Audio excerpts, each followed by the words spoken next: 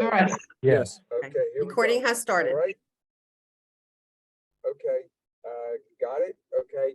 I'm Wayne Miller, board member. I'm Amy Rivera, board member. Ted Agus, board member. Deborah Richardson, Boards Administration. Philip Motto, Boards Administration. Jay Scarea, Department of License and Inspections. Thomas Rabikowski, City of Philadelphia, License and Inspection. Okay, before we get started, I'm going to, each individual person that will be testifying in this hearing today, I'm going to swear you in separately. Could you, whoever wants to go first, Mr. Blackson or Mrs. Blackson? So we'll take the Mrs. first. So, please raise your right hand, swear to tell the truth, the whole truth, nothing but the truth. Respond to me, please. Rebecca Brathwaite. Ian Brathwaite. Okay, the next, okay. And Mr. Blackson needs Raise to, your right hand, swear to tell the truth, the whole truth, nothing but the truth. Please Yes. respond to me, please. Okay. yes, All right, Yes. next person, Mr. Mr. Blackson has not responded. Oh, Yes. he has responded? Okay, all right. Phil, put it into the record. This is case number 1 on today's list, MI 2023-000797 for the property located at 4275 Viola Street. The appellant is Henry Blackson. Mr. Blackson is here in the court today. Mr. Blackson, if you could state your name and spell your last name for the record. Can I ask a My name question? is Henry. Oh, that's- Yes, you can ask a question. Go ahead. You can ask a question. Go ahead. Yeah, this is not the 501 yet, right? This is the other person? Correct. You'll be the Okay. second.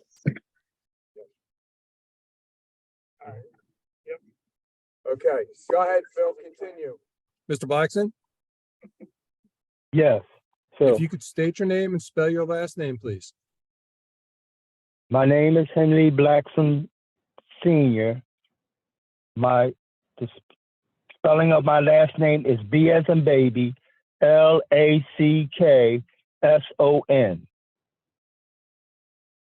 Mr. Miller, Mr. Blackson is all set for his appeal. Okay, Tom, I don't know if I swore you in. Could you please raise your hand, right hand, swear to tell the truth, the whole truth, nothing but the truth?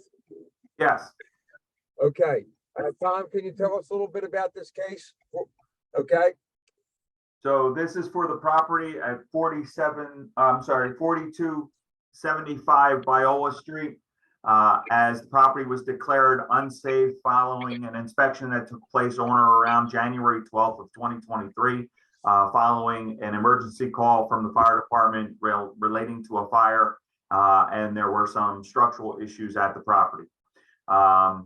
In the expedition of time, I will share my screen, show the photographs that were taken on January 12th, were entered in the system on January 12th, following the inspection that took place, and that's what brings us to today's hearing.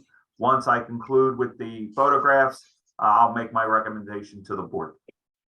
okay, let's see the photographs, Tom.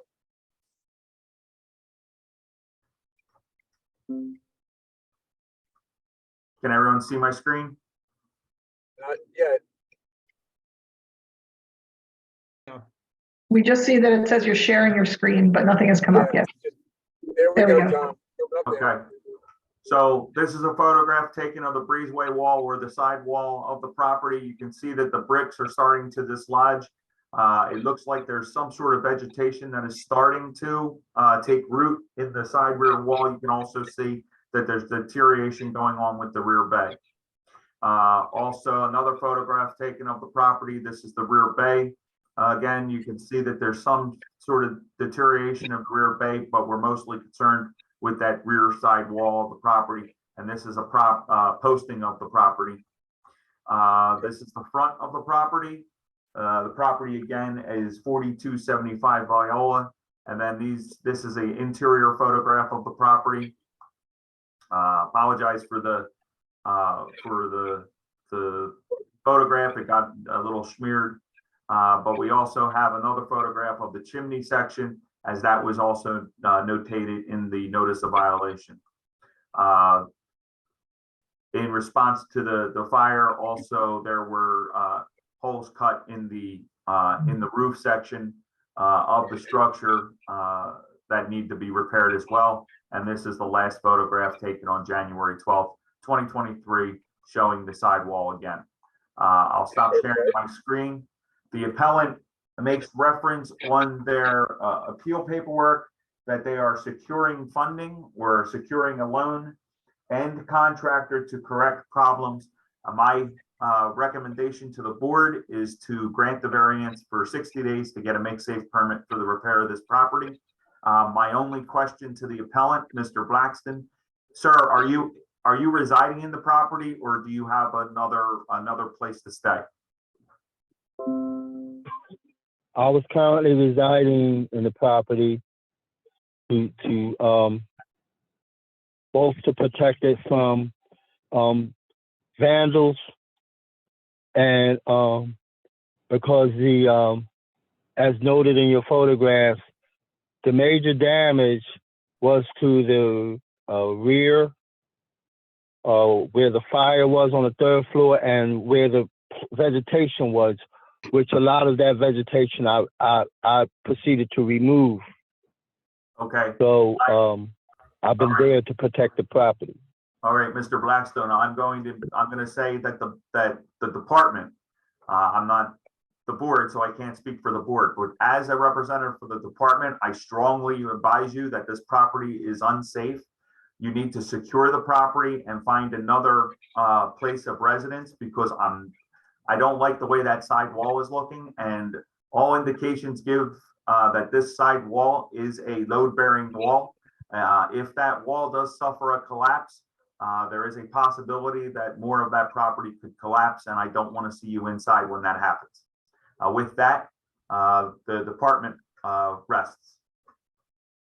Mr. Blackston, can you tell me how long it's going to take you? Have you talked to any contractors to pull a permit and make your property safe? Well, I don't have an estimate because the one contractor was trying to contact an inspector to see exactly what it would take to satisfy the city's requirements. And as of yet, he's not contacted me to let me know that he's got in contact with the inspector. But I estimate that the time that you've given is or that you propose is sufficient. Should be sufficient for anything, any said repairs to be handled. Okay, The Mr. 60 Blackston, days you have to that get was recommended by. the 60 days to have a permit pulled and make the property safe. Once you pull the permit, the contractor will work until the building comes up to compliance as being made safe. Also, once he starts working, he has to finish up till the building is safe. And it has to be a licensed contractor with the city. You know that? Yes. Okay. So, all right. So you're going to be in complete, the time frame's enough. So in 60 days, you'll have a permit pulled and a contractor selected to make, and then you continue working till you finish the project and it's safe. Okay. Anybody else have any questions? Okay, sir. No questions for me. Okay. Good luck then. All right, Tom. Okay. Thank you. Okay. Good deal. Thank all Thanks, of you. Mr. Blackston. All right, pal. Talk to you. You're Bye-bye. welcome.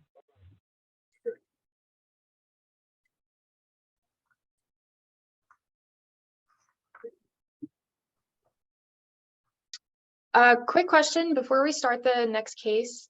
My son just escaped from his crib. Can I put him back? Sorry. Oh yeah, go ahead. Yeah. Sorry, yeah. guys. You don't have to ask us that. No, don't worry about it. That's all part of life. Yeah, that's an unsafe condition. Yeah, it's an unsafe 30 seconds. That was a good one, Ted.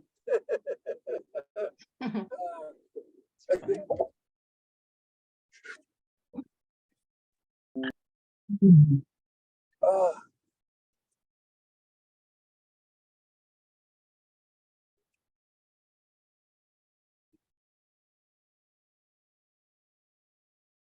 Hey, Don. Oh, we gotta wait.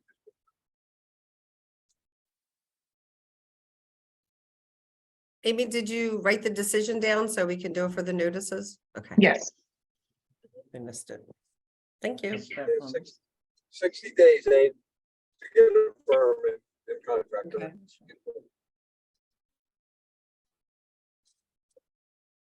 Hey, Tom, will you guys reach out to them to try to connect with his contractor? Or just leave it up to them to do that? I would love for every contractor to reach out to us and get a copy, but unfortunately, I don't know who his contractor is. And if they are, they would reach out to us, but everything that we issued is on the notice. I Okay. wish they would. Unfortunately, they like to use us as their project managers too. Okay, then we can move on to the next case. Okay, 501 North 64th Street. 50, is the person in the room, Deb? Yes, everybody Yes. was here from the Yes. beginning. Okay, everybody's here. How many people are there? Two. Two, Okay. Rebecca and her husband. Yes, Becca and her husband, okay. And what's her husband's name?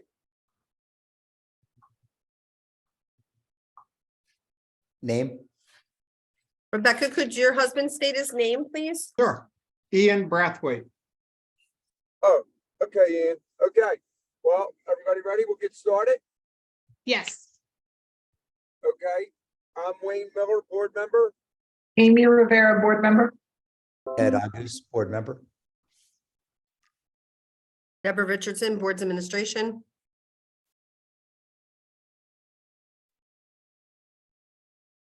Bill,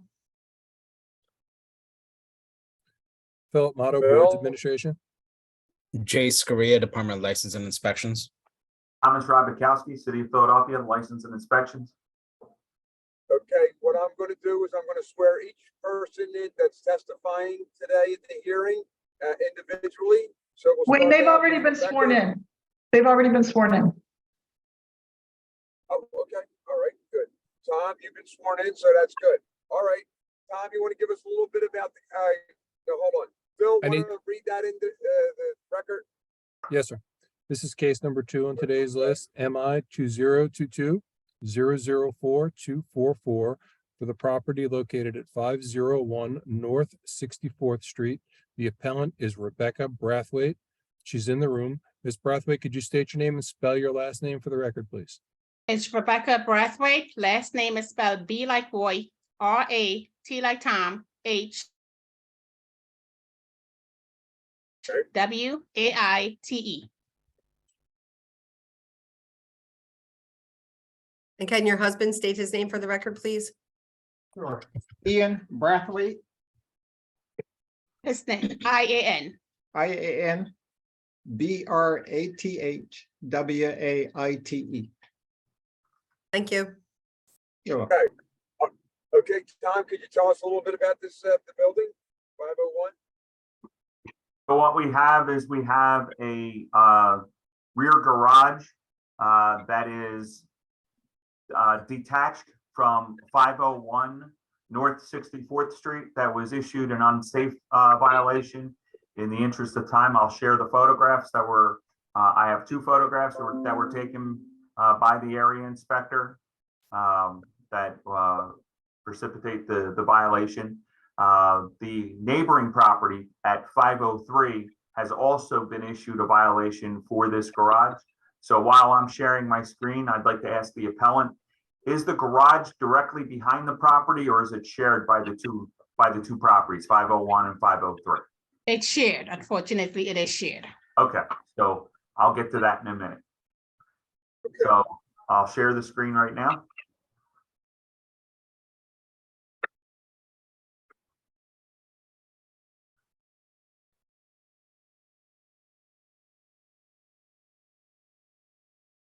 Can everybody see the screen? Yes, Yes. Okay, So what we have is we have the rear detached garage. This is the frontage of the garage. The front of the garage, it runs parallel to Girard Avenue. So this sits on the corner of 64th and Girard Avenue. The other section is 503. I will also share the other photograph that's in the screen. It's this right here. I can see that between the two photographs, I'll rotate it, but this is taken on in June of 2022. And then this photograph was taken in January of 2023, where you can see the vegetation has been removed, but we still have concerns with the brickwork. I'll rotate the photograph just for visual.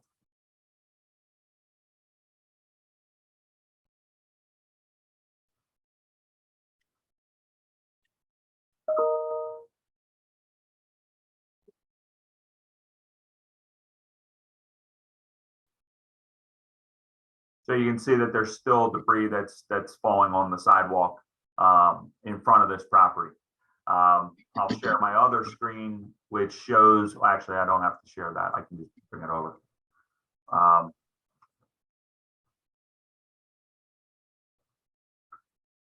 Which shows the City Atlas website, shows 501 is here, 503 is here, and you can see the garage is behind the two properties. I'm not sure if there is a separation or if it is two access points to get into the garage. That would be better addressed by the appellant, or better addressed by the appellant. But we do have violations that are to both property owners, 501, 503.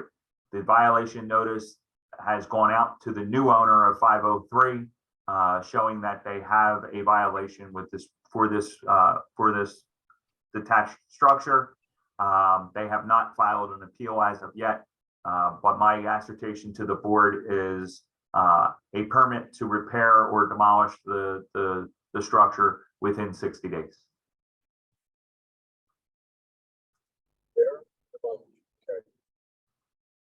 With that, I rest. Okay, fine.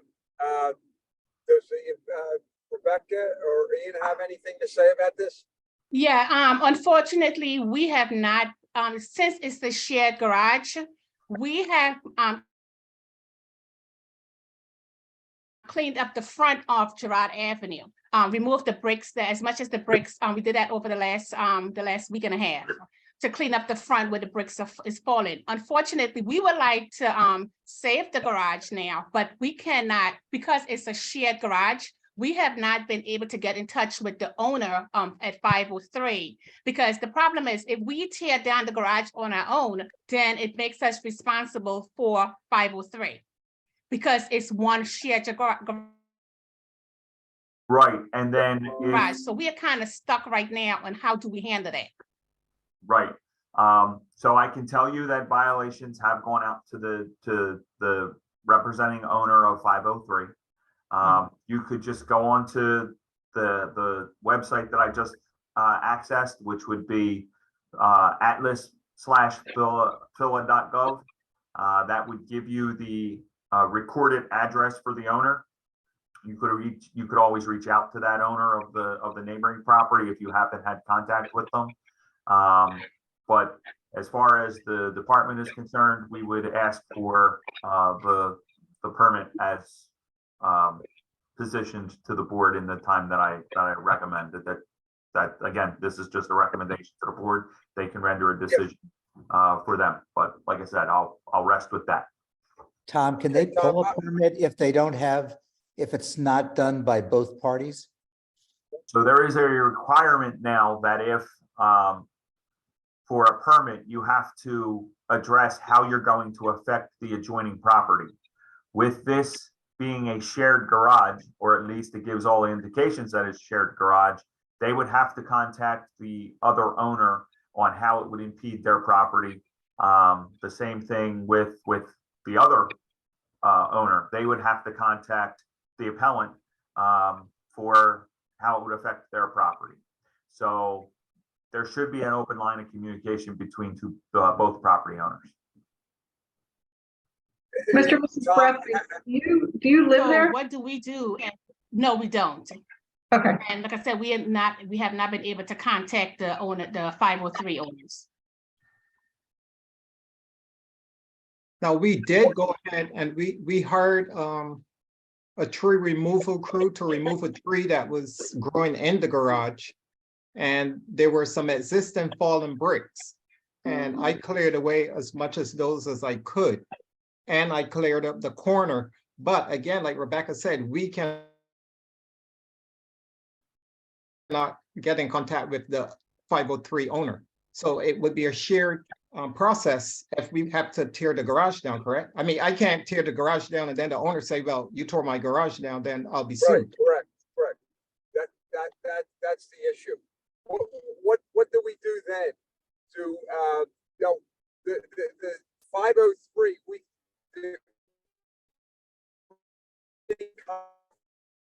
them of the notice of violation. 503 has been sent a notice, yes.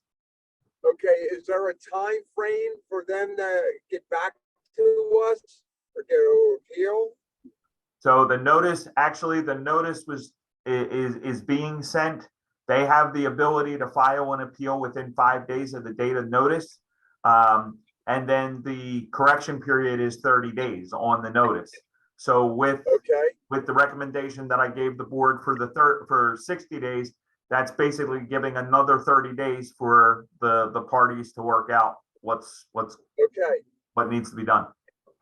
I understand. And if the party of 503 does not get in contact with 501, with Rebecca and Dan, what do they do? And if it's more than 30 days or 60 days, how about what happens? What's the procedure? To be quite honest with you, sir, what the department would do is we would place both properties in our Court of Common Pleas program and ask that both parties be represented. And then we would ask that either they allow the department to come in and demolish the garage, or the two of them work out something between both parties. So we would you gave end up bringing suit. You gave the time frame to 501, they replied.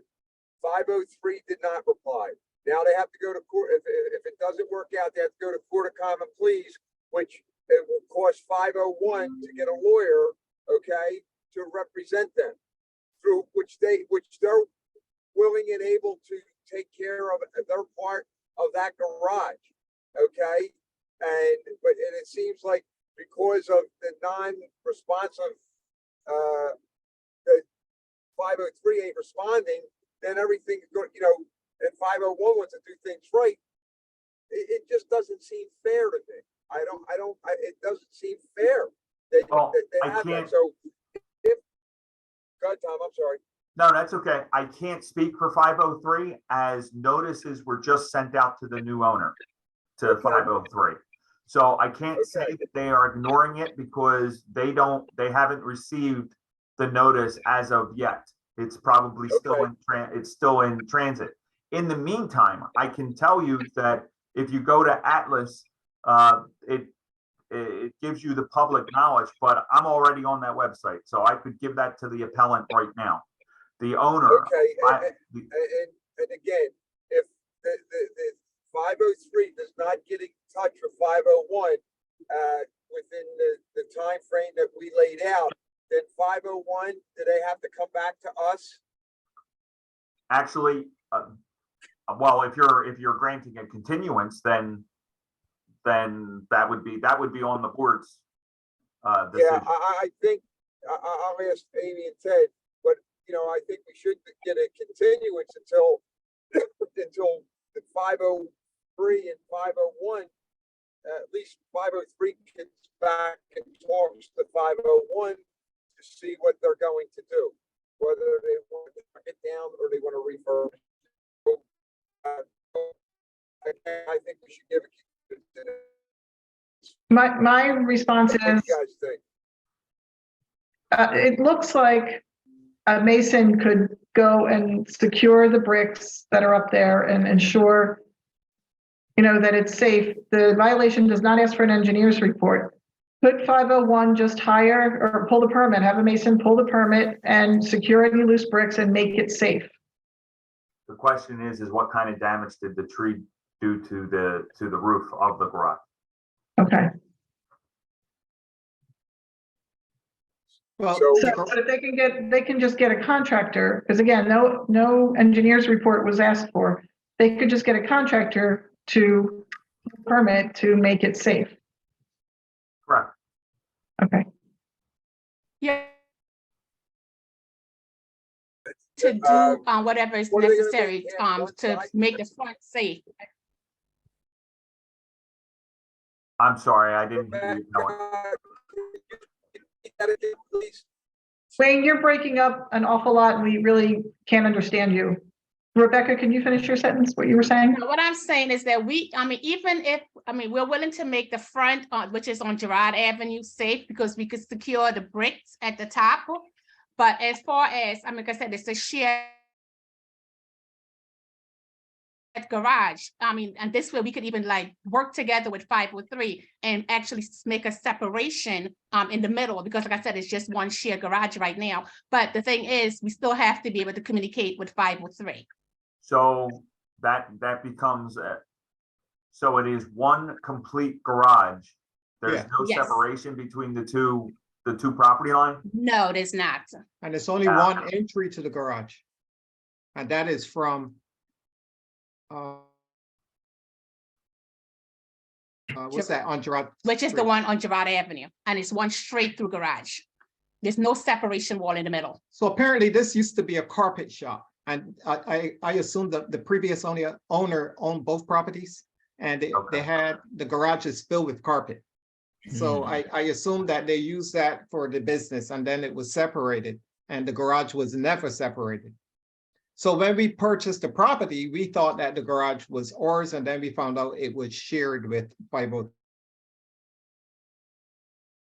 So that becomes a problem because you need to have a fire separation between this garage needs to have a fire separation between both property owners. Mhm. And with that not being there, basically, if you remove part of it, it's Complicated a conundrum. because the tree that was there, we removed the tree ourselves because we realized the tree was the problem. So we took it upon ourselves to remove the tree last summer. Just to The other clarify, issue, the are- other are issue the- with this is, it's right next to it's right next to an alleyway. I think it's accessed by the buildings in the rear too. Mhm. Yeah. Are the two parking spaces side by side, or does one park in front of a second car? I'm I sorry. don't know that it's been used as a garage because it's boarded up. I know, is it wide enough so I'm trying to understand. I the can, depth. I'm gonna share my screen, Okay. how it looks. This is how it looks.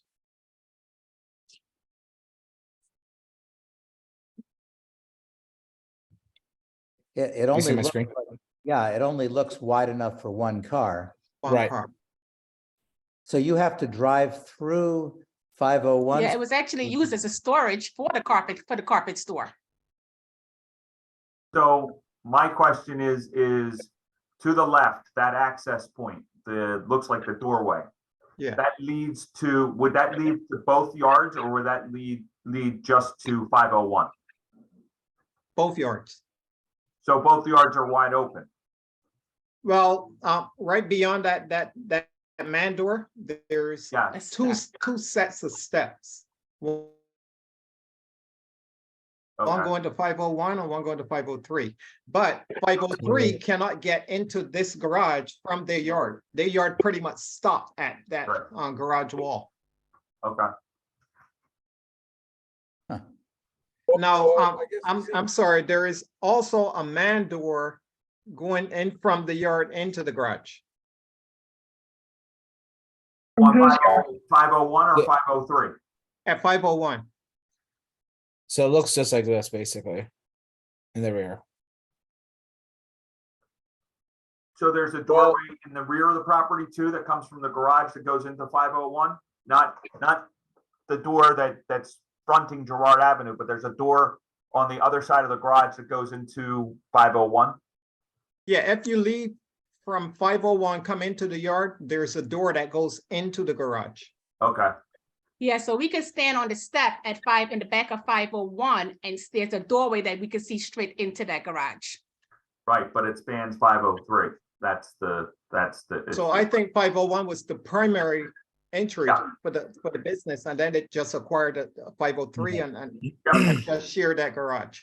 Yeah. Tom, So to that- your point, there's no way for that to be used by 503 as a garage if there has to be a fire separation between the two Yeah. colors. I think we're getting beyond what the hearing's for. Yeah, It's only to yeah. make it safe.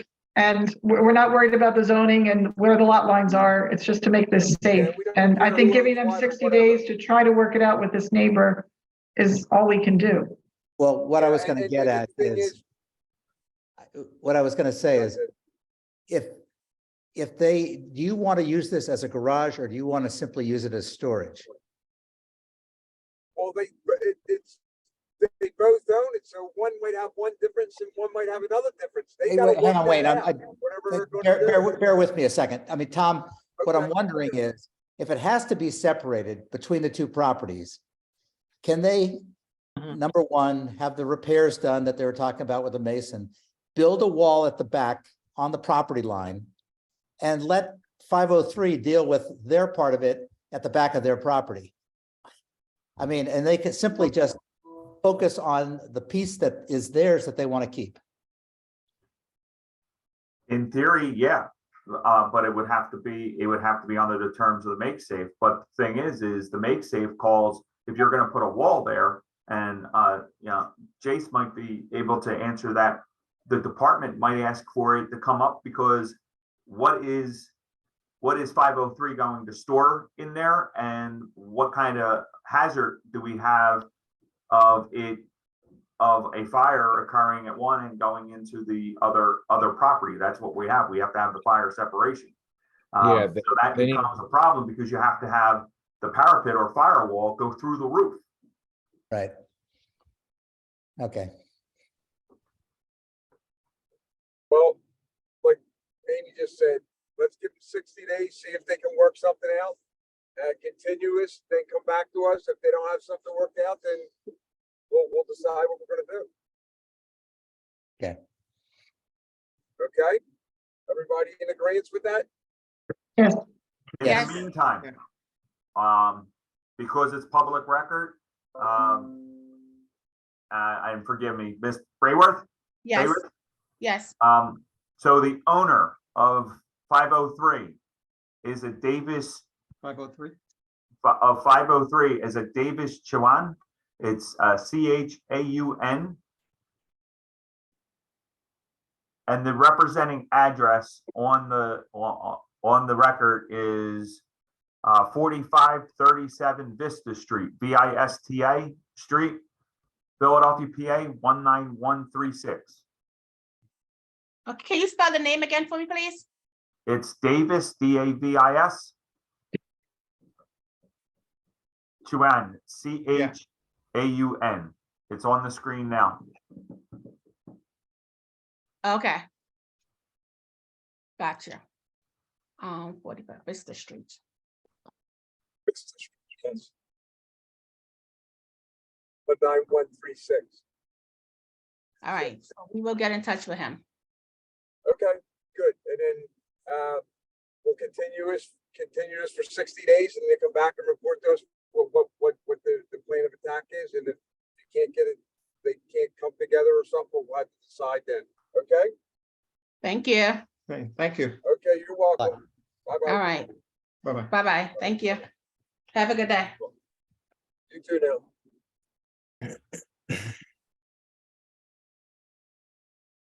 Okay, we're still on the record, and then Tom just has to read the number 3 into the record.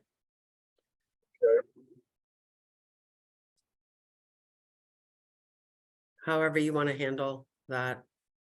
Where is Tom? What's? Oh, Tom, there you are down there. This It's- was one of the cases that got continued. And we continued it, Okay. well, Debbie, I miss, Debbie, Rebecca is still on the it's screen. okay. I'm it's gonna public leave. I'm record. gonna, It's yeah, I fine. can log He's out. allowed to stay here. It's open to the public. Dakota Street was scheduled by accident by me, and then they wanted to be scheduled on the 30th of March. But in the meantime, Okay. some stuff happened, so I asked Tom if we could just put it on the record today and read it into the record to get it off the docket, so Tom can explain. Okay. After we All read right. it into the record, right, Phil? Okay. This is case 3 on today's list, MI 2023-001-015 for the property located at 1013 West Dakota Street. Okay. Tom, you want to give us a rundown on this? So for the property at 1013 West Dakota Street, a appeal to the Board of Building Standards was filed. And then a hearing was subsequently scheduled or for today, or it's being read into the record today. Prior to today's hearing on March 1st, we were made aware that more of this property had fallen into the rear of the property and caused a hazard to the neighboring property, who actually called the area inspector on March 1st, saying that more of the property had fallen. In the interest of public safety, we made contact to the appellant's representation, Mr. Dean, and advised them that the department was moving forward in the interest of public safety and placing the property out to bid for demolition. With that said, the property was placed to bid for demolition, and demolition took place of the property, making this matter no action for this board. Already demoed, right? Already demoed, yes. So Christopher Dean, the attorney of record, he sent an email, which is included in your packet, that due to the demolition, he withdrew the appeal. Okay. All right, anything else we have to do? Okay, end of story. All right, that takes care of you, Tom. That's it. Thank you very much. Thanks, All Tom. right, pal, thanks a lot. Have a good one. Thank you, Tom. You got Take it. care. Have a Got good you. one. And we will go off the record? Time to Yes, spare. we're gonna go off the record. Okay. Back on the record, Jackie. And then I'm gonna admit everybody. Okay. All right. Admit all.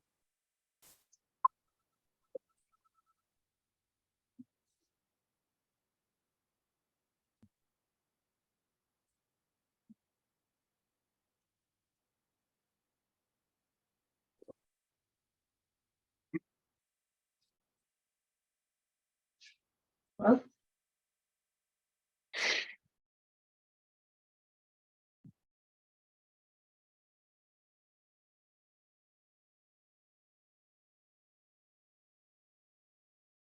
Yeah. Good afternoon, everyone. Good I afternoon. was just waiting for some people to connect. It looks like everybody's connected now. So this is BBS hearings for Thursday, March 16th, 2023. Is this Dean, are you Larchwood ready? Street? Yes, I sorry? am, Deb. Can you hear Okay, me? so you can, Okay. We have a 2:30 slot for the 3 cases. It'll start out with number 4, which is Larchwood Avenue. Number 5 will be the second case, Chestnut Avenue. And number 6 will be Pine Street. That is the third case. So in that, that's the order we'll take it. We're going to start out with Larchmont. I think you can see the screen where it showed the order which we'll be doing the cases.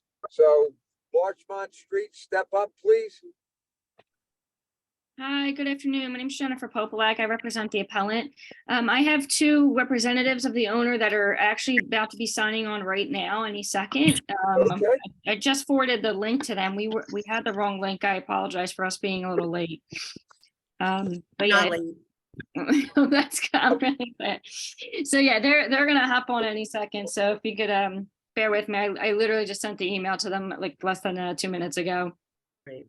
I apologize that I sent everything to, No problem. the other attorney. No, that's fine. That's our mistake for not communicating with you guys that Okay. we were switching. The other attorney has left our firm, so we're still kind of, scrambling and getting all our ducks in a row to make sure the new attorneys get entered into those matters. So there's no Alright. need to apologize, but I Good appreciate to that. know. And then Jennifer, right? Yes.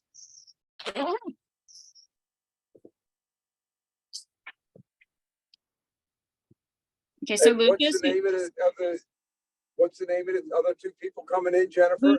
Lucas Theodoro, he's on right now. He just hopped in and we're just waiting on Josh Zyman.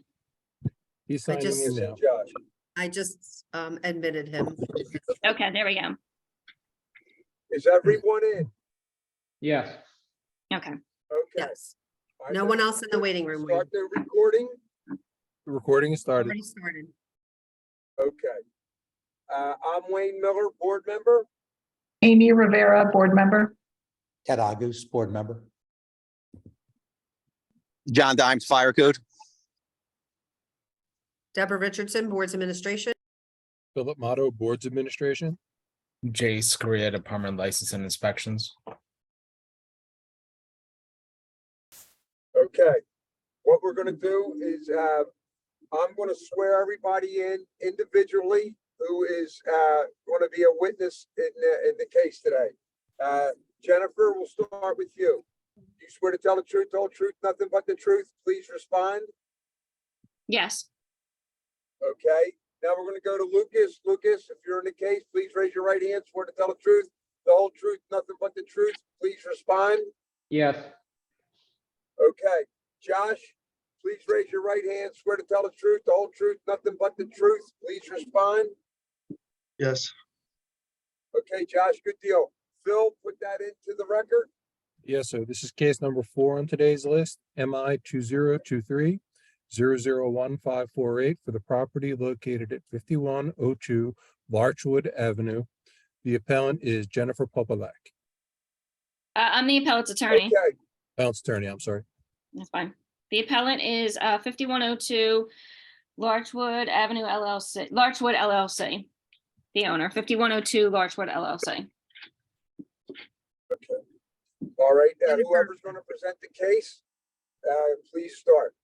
Okay, thank you everyone for your time this afternoon. I appreciate it. Again, my name is Jennifer Popelak. I represent the owner of 5102 Larchwood Avenue. The owner and entity is 5102 Larchwood LLC. Here with me today are two representatives of the owner, Joshua Zymet and Lucas Theodoro. I anticipate just Lucas will be testifying, but Josh is here as well to testify as well if there's anything that we need from him. The matter here the matter we're here for is a denial of a building permit application due to the lack of a sprinkler system in the subject property. We filed our appeal alleging that the code is not applicable in this case due to the property's longstanding use as a triplex, a 3-unit residential triplex, and that there's no change in use that would trigger the requirements of the building code, which require the fire sprinkler system. I have a brief narrative questioning of Mr. Theodoro, if I may begin with questioning him, and I also have exhibits, if I could get permission to share my screen. Yes, go ahead. Okay. Give me.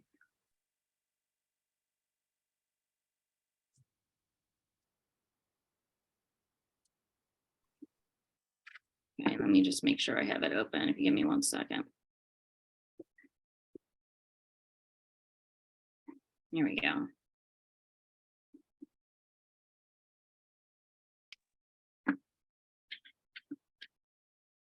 Okay, so if I can, Lucas, if you can just say your name for the record, spelling your first and last name, and then advising how you're familiar with the property at 5102 Larchwood Avenue, please.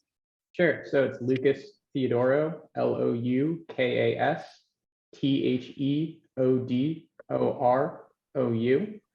And I work with the ultimate beneficial owner, Michael Miller, and we run an alternative asset management firm in New Jersey together.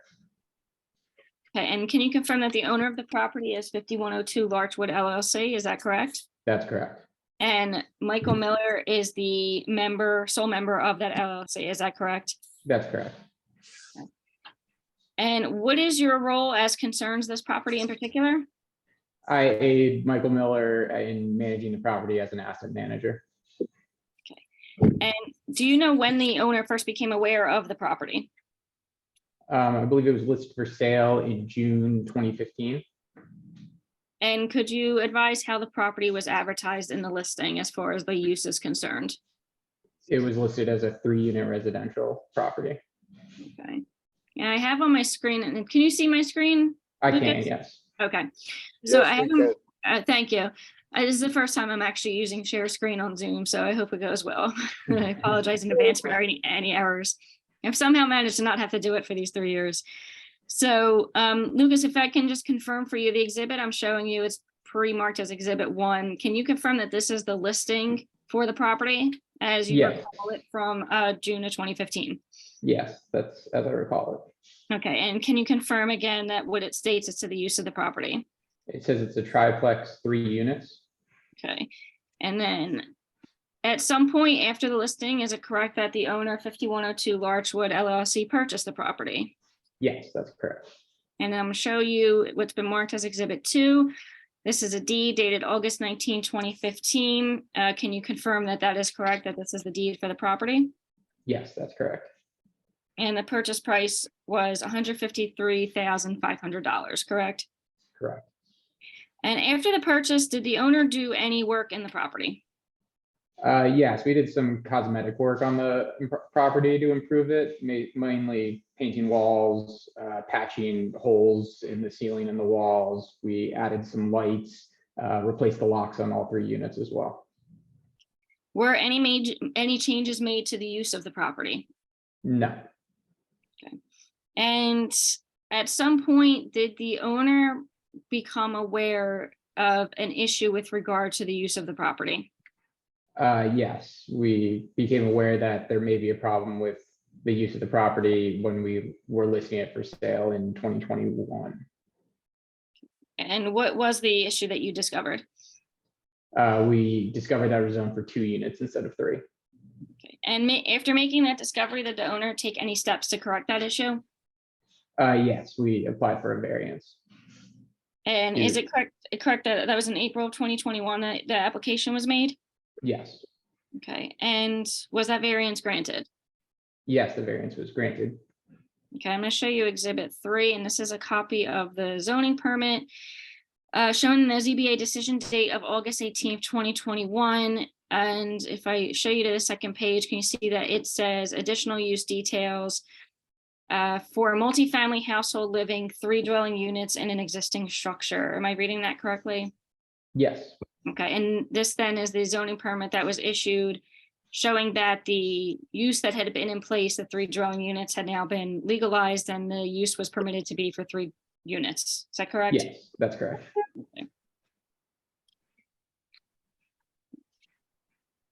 After receiving after receiving the zoning permit, did the owner thereafter submit an application for a building permit?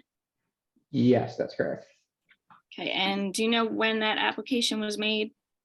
I think it was October 2022. Okay, and was the permit issued? No, the permit was refused. Okay, let me show you. This is Exhibit 4. Is this a copy of the notice of permit refusal that you're referring to? Yes, Okay, and excuse me one second. And this is dated November 7th, 2022. The application date is noted as October 12th, 2022. And is it correct that this is for refusal because of the lack of a fire sprinkler system? that's correct. Okay. And thereafter, the owner filed an appeal of this refusal, and is that the reason why we're here today? Yes. Okay. Could you describe for me what some of the current fire safety features are that are in the property, as you are aware? Sure. There's 2 to 3 smoke detectors in every unit. There's a strobe light in every unit and common area, and we have fire alarms by the exits as well. Okay.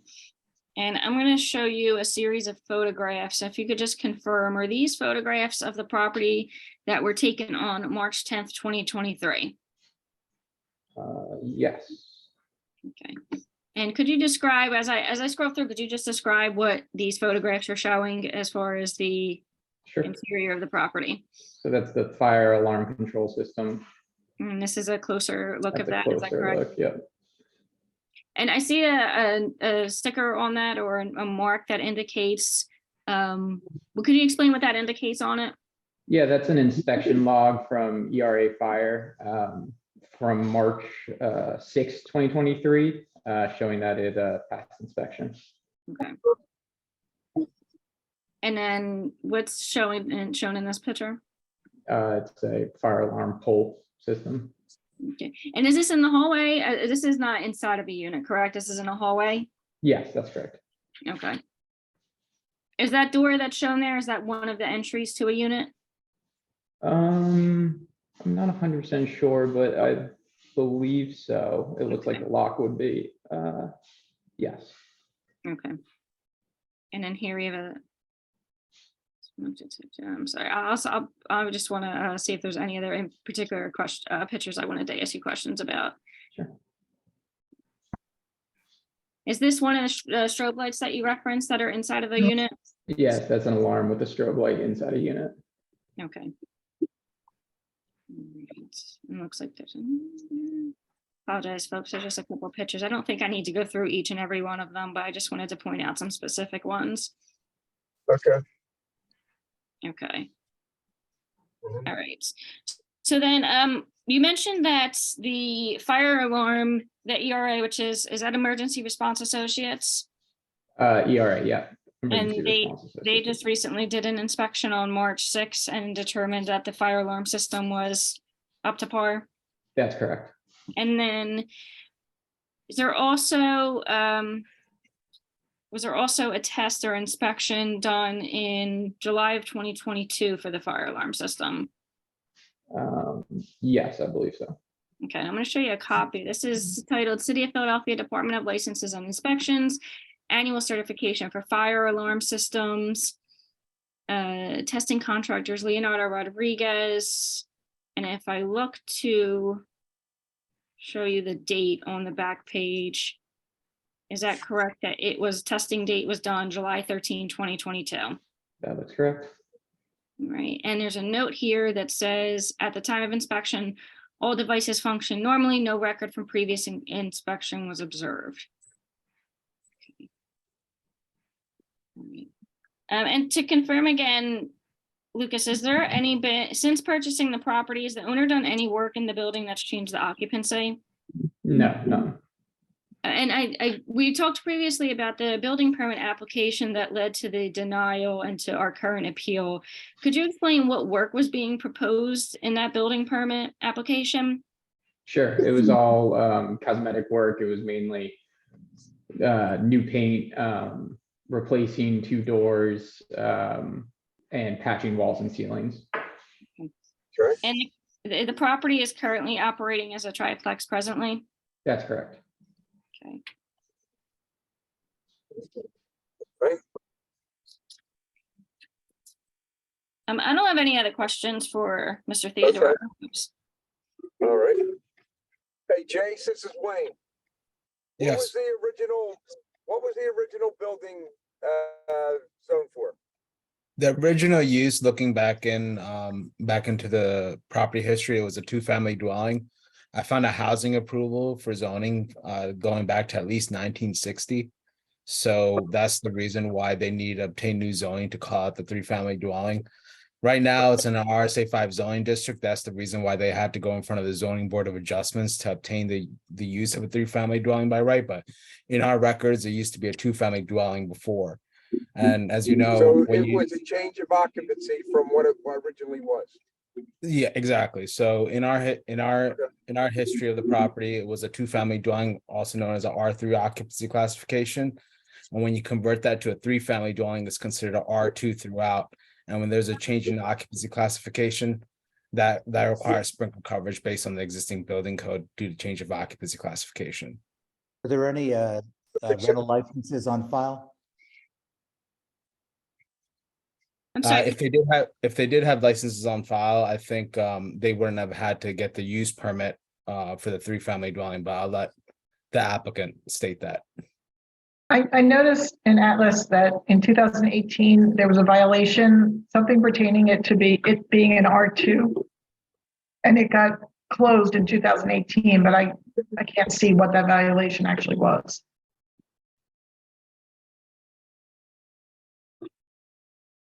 yeah, I don't have any information that would shed any light on that either. I did see that as well, and I wasn't able to obtain any detail. Person? I'm wondering if this had been resolved back then, because again, it just says James Freeze? multifamily R2 and it's been closed. I'm sorry, I didn't hear you, Wayne. What did you say?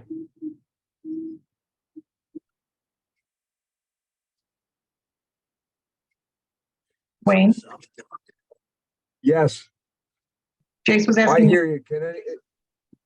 I didn't hear what Jace said. Ask me the question, Jace. No, I was asking whether you were asking me a question. Oh, yeah, I was asking you, the thing is that, so when they bought the property, they bought it thinking it was a 3-family dwelling, and it was actually a 2. Right. Okay. Why didn't you check in to see if it was what it was then when you bought the property? I think that question is towards the applicant. Yep. Right. So back when we bought it, we relied on a property manager who is no longer to find these properties, and he's no longer managing these properties. So unfortunately, I don't have that information. Okay, can you prove that it was a 3-family dwelling by having utility bills or things like that? Do you have the meters in there that say that it's been a 3-family, 3 different type of meters for each individual residence? At the time that we bought the property, is that correct? Yes. Yeah, at the time you bought the property, yes. Or prior to. Sure. Or prior to, right. Do you I have can look back in our records and hopefully we can find something. Well, in Okay. terms of the meters, you Right. should be able to look in the building.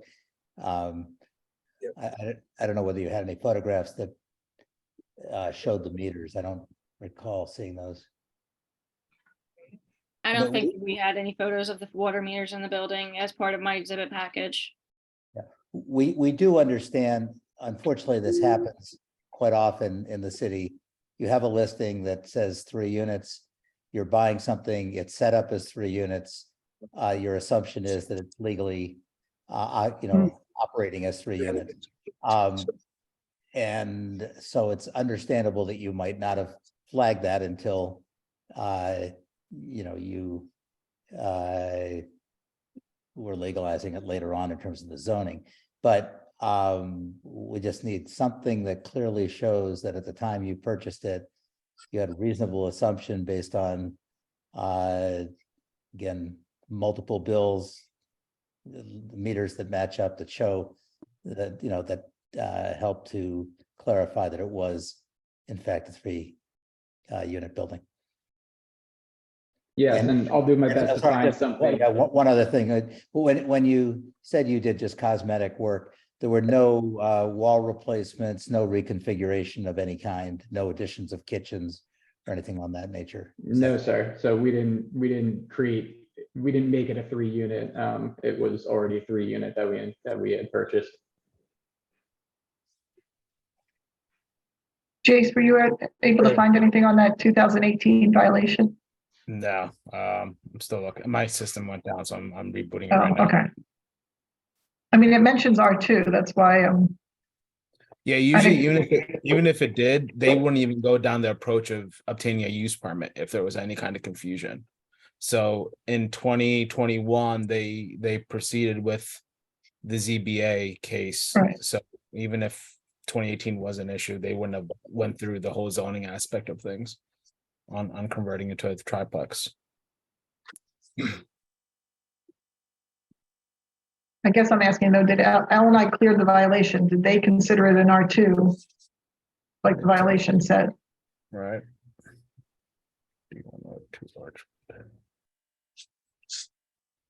the violation. Which I'm asking this, everybody, because this is not zoning, this is building related. Building, right.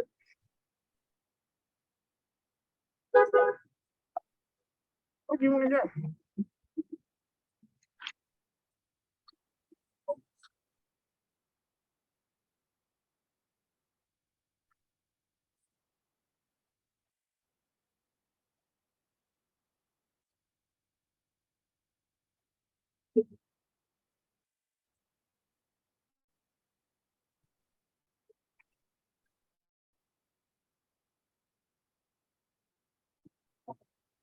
So can you guys tell us how many meters there are, or just from memory? Josh or Lucas? No? I don't know from memory. We've owned a few properties in Philadelphia, so I don't want to speak out of turn about a different one. And so that's why I'm trying to get a picture or some kind of utility bill. Is it an option, procedurally wise, if that's something we could submit to the board after the fact to answer that question? Would that be of any help? I'm not sure what, procedurally wise we would be permitted to do as far as post-hearing submissions go. Yes, we could continue the case. Okay. Yeah, we can continue the case, and then if you showed us the things, then you don't have to sprinkle the building, okay? Yeah, I appreciate that. If we have a little guidance on that, we can definitely do some research and find out and get some pictures and a history from prior property managers as to the history of like the water meters and whatnot. All right, then we'll continue the case, okay? Yeah, and just to give you an update, that notice of violation, it just says no status. So it just says a time of inspection, 3-unit apartment building with no rental license on file, so it has not been completed. Okay. Okay, all right, so we'll continue the case. When you get the information, give it to us. We could probably do that in an executive session. Well, the violation states that in 2018, it was a 3-unit building. So that's a history in a way. In 2018, yeah. Well, So it's stating that they didn't have any so kind you're of, good enough with that instead of having the meters? Is that what you're saying? no. That's not what you're What saying, are we right? Amy? saying? Well, maybe I'm saying, and it was verified in 2018 that it was a 3-unit building. No, it wasn't verified 2018. It was just saying that it was stating that there was no rental license on file, so that's why there was a violation placed on it. Right, but they called it a 3-unit building in 2018.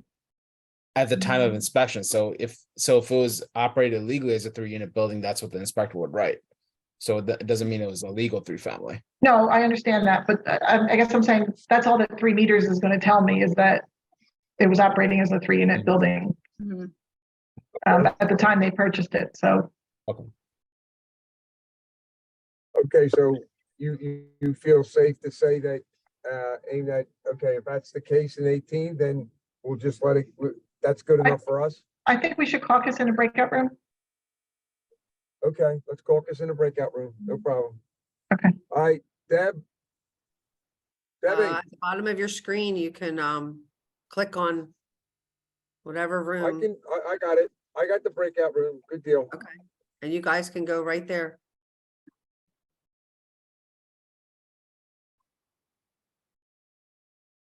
Jennifer, while we're on the record, could I have some information for you? Because I sent everything to Yes, the other ma'am. attorney.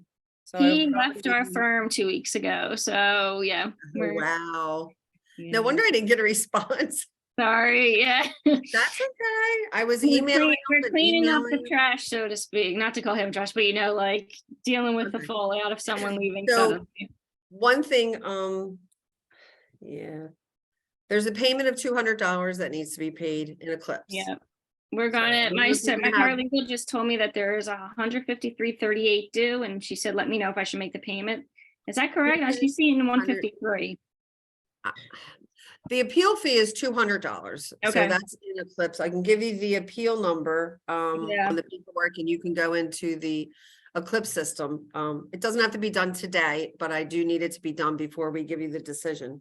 And I do need some information, maybe just an email address right now, and then I can give you, and then you can email me. I'll email you, you can email me back all your mailing information so I can change the attorney information. Yeah, I appreciate it. So it's my first initial and my last name. It's J Popelak, JPOPELACK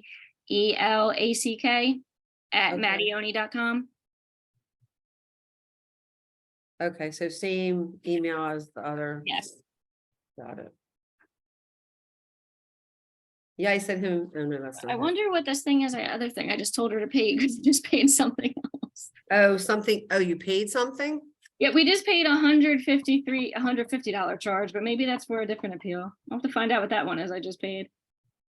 Oh, yeah, because in order for me to process this through, I had to create the fee. Yeah, And then I had to add it because I had to push it through, so, but I can give you that information in an email.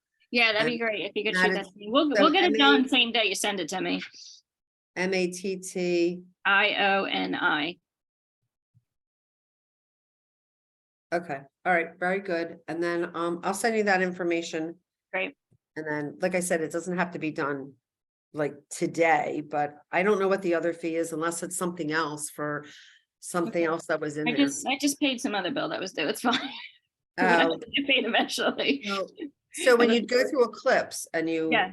Stuff, but he didn't do this through Eclipse. He did do this Eclipse, but he didn't do it through the permit module. So Mm, he actually applied through Eclipse, and then that's how I found it. Okay. So it wasn't, so I just need, yeah, the fee paid, so. No And for the problem. appeal- Now, do you have all the paperwork, the refusal and everything, or do you need a copy of all that? No, I have that. Oh, you have that. So at the top of the refusal, it says appeal fee $200. Okay. So, but I have to give you the HA number and everything, so. All right, well, thank you. I appreciate that. No problem. Thank you. And then I can get your mailing address later. Okay? Yep. Thank you. I appreciate it. You're welcome.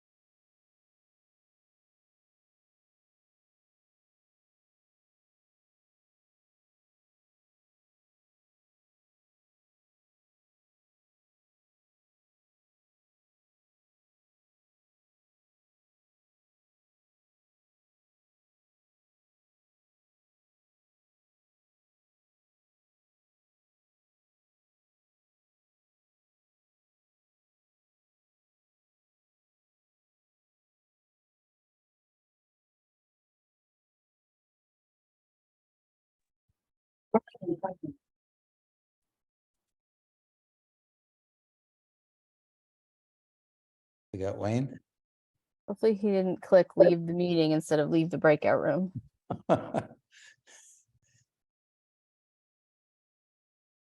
You think that's what he did? The two options are right next to each other. It would be very easy to Um. click the wrong one. There he is. There he is. Okay, we're back in. All right, is everybody there? Yes, Wayne. Okay, is Ted and Amy back in? Yes, Yes. Wayne. Okay, all right, is the appellant there? Yes, we're here. Okay, being that, it's been, as you purchased it in, whatever you purchased it, but in 2018, they did show a 3-unit, triplex, so we're gonna grant the variance, Excellent. Thank you. Thank you. okay? Thank you very much and good luck, Thank you so much for your time. I appreciate it. okay? Thank bye-bye. you. Deb, the I'm next- gonna need. Okay, Deb, I'm gonna need about 10 minutes, okay? Because I have to, I just need 10 minutes. Okay? And I'll keep my phone and I'll let you know when I'm ready, all right? Okay. Okay, all right, so I gotta, okay, let me check.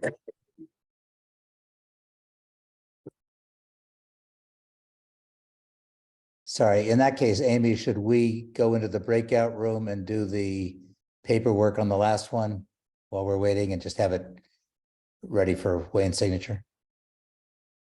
We can. Yeah, and Aim, I'm giving you the okay to check my name, okay? Okay. Thank you. Okay. All right. Okay. can follow All on right, till let me we're pull ready. that up. Okay. All right, I'll go with the breakout room. All right, me too. And Phil, you're saying I could just go right in there Yes, and that's pull correct. everything from, You- okay. You should All just right. be able to join the breakout room.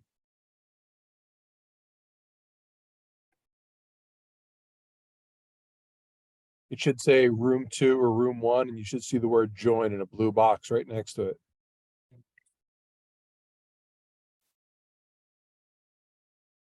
Okay.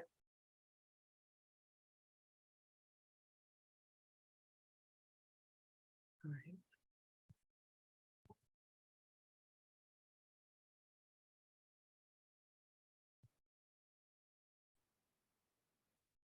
So I do on the dots or? No, That- at the that'll- bottom, right? At the bottom, it says breakout rooms. You're gonna click on the box that says breakout rooms and then find your name or go to room 1 and just, there's a blue box that says Oh, join. I see where everybody else Right. got it. Okay, And as soon as you thanks. hit join, that should be it. Okay. Thank you. Huh?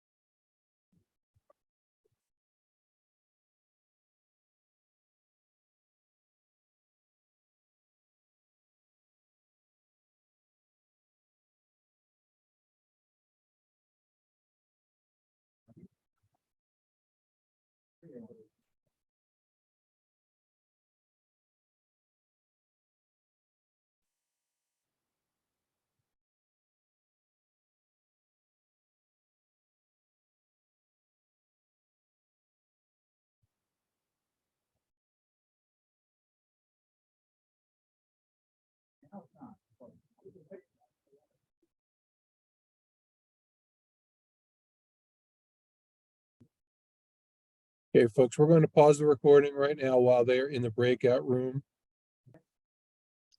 Recording has started. So the next Okay. case is 5 East Chestnut Avenue. 5 East Chestnut Avenue, fine. Yes, number 5. Okay, got it. All right. Is everyone there, Deb? Yes, Okay. All right. I'm not sure who's, I only know of a 2. Right. Yes, Start with everybody it. that was in the waiting room is in the room. Okay, fine. All right, we'll get started. Is the recording started? Yes, Yes, All right. My name's Wayne Miller, board member. Amy Rivera, board member. Ted August, board member. John Dimes, Fire Code. Deborah Richardson, Boards Administration. Philip Motto, Boards Administration. Jay Scria, Department License and Inspections. Okay, how many people do we have in from Chestnut Hill Avenue? 3. Okay, give me their names. Sure. Harry Cook, attorney. All right, Howard, just give me their first names, that's all. Matt Matt. Milan, architect. Okay, Matt, who else? Kim Dukes, a property owner. Kim Dukes, okay. All right, I'm going to swear each one of you in individually. Wayne? Who- Wayne, at this time, we should also swear in John Dimes and Chase Scaria based on Hillary's recommendations. Okay, no problem. All right, so we'll start with Kim. Kim, please raise your right hand. Swear to tell the truth, whole truth, nothing but the truth. Could you please respond? I do, yes. Okay. Harry, could you please raise your right hand? Swear to tell the truth, whole truth, nothing but the truth. Please respond. Yes. Okay. Matt, could you please raise your right hand? Swear to tell the truth, whole truth, nothing but the truth. Please respond. Okay. Dimes, please, John Dimes, could you raise your right hand? Can you swear to tell the truth, whole truth, nothing but the truth? Please respond. I do. Okay. Jace, could you raise your right hand? Can you swear to tell the truth, the whole truth, nothing but the truth, Jace? Please respond. I do. Okay. All right. Let me see. Can put it into the record? Yes, sir. This is case number 5 on today's list, MI 2023-001-291 for the property located at 5 East Chestnut Avenue. Okay. Whoever's going to present the case, go ahead. Or Mr. Chairman, members of the board, Harry Cook on behalf of applicant. While Mr. Milan is going to present kind of the nuts and bolts, I'm going to give you kind of a procedural history because there's been some activity as it relates to use at this property. 5 East Chestnut Hill Ave, going back to as far as 1984, this is a property that was built in 1860, was a legal 5 unit dwelling with an accessory artist studio. We have through over the last year been reducing density. Starting in December, we administratively adjusted this property down to 3 units, put in the building application that is associated with that zoning permit that is under review today. As you're aware, we're here today because there's a sprinkler requirement, the proposed change of occupancy classification and addition that we're proposing. The addition require that new R2 multifamily fire area be sprinklered, whereas no sprinkler system is proposed. Couple things here. Matt is going to go into obviously the ways we think the code was misinterpreted or misapplied, and why we think we're going to be presenting a better alternative. But I want to take you back to that 1984 use permit. And at the time, this property was in the R2 district. And if I may, I'm just going to share screen briefly so that you can see what I'm referring to.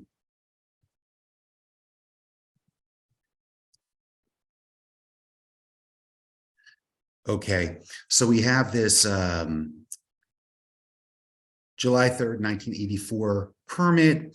It went from 4 units to 5 units, had a pre-existing artist studio. I don't know if you can see that right there where it says artist. On the first floor, the ground floor had a residential unit and an accessory artist studio. It was never an office in terms of public access. It was never an office. It was never an art gallery, which at the time in Philadelphia zoning code had its own use requirement. This was an accessory residential use. So part of our argument is that there really is no occupancy change, because in 1984, this would have been considered a home office. And not a commercial use. So that's one argument on the legal side before we get into code analysis that I wanted to present.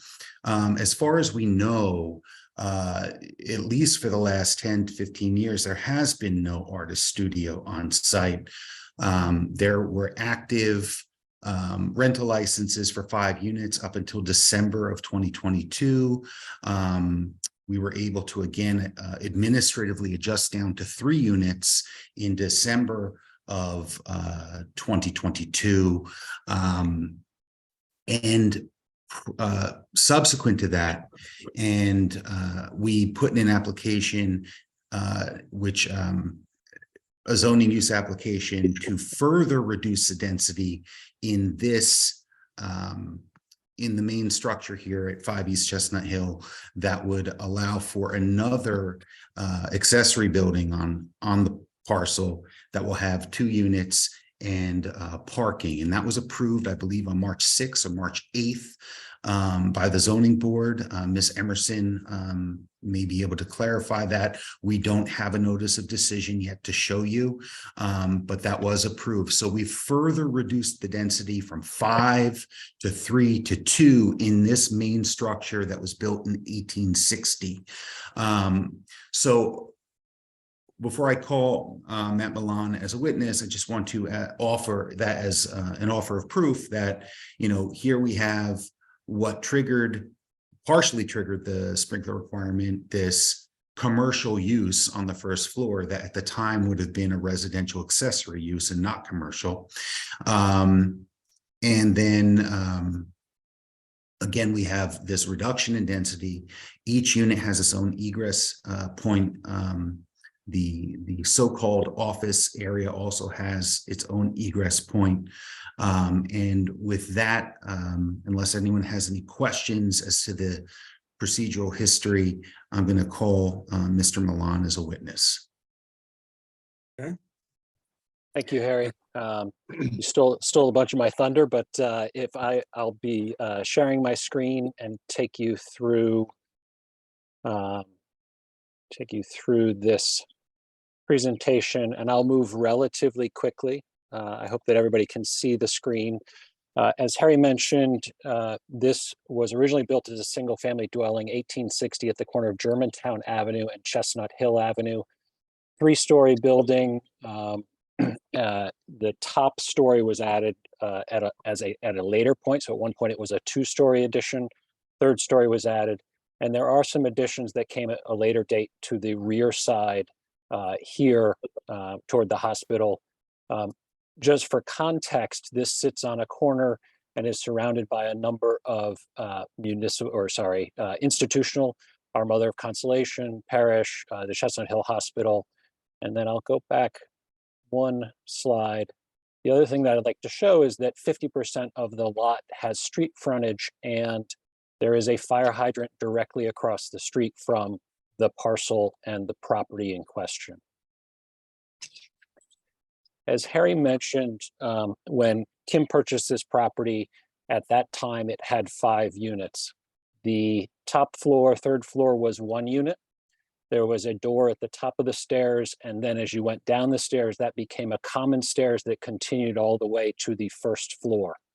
On the 2nd floor, there was a single unit that had access to the common stairs. Common stairs came down to the 1st floor, and there were 2 units that saddlebagged the common space. Front door facing out onto East Chestnut Hill Avenue. And then there was a rear porch, but that was basically accessible only through the single unit number 2. And then the garden level, which technically is a basement floor, had a single unit, had 2 units, residential unit here in the core of the original house. And then to the top side is the space that was the artist studio. As Harry mentioned, that use hasn't been there for at least 10 years. And as he also mentioned, really was an accessory use. It was not a space that was open to the public.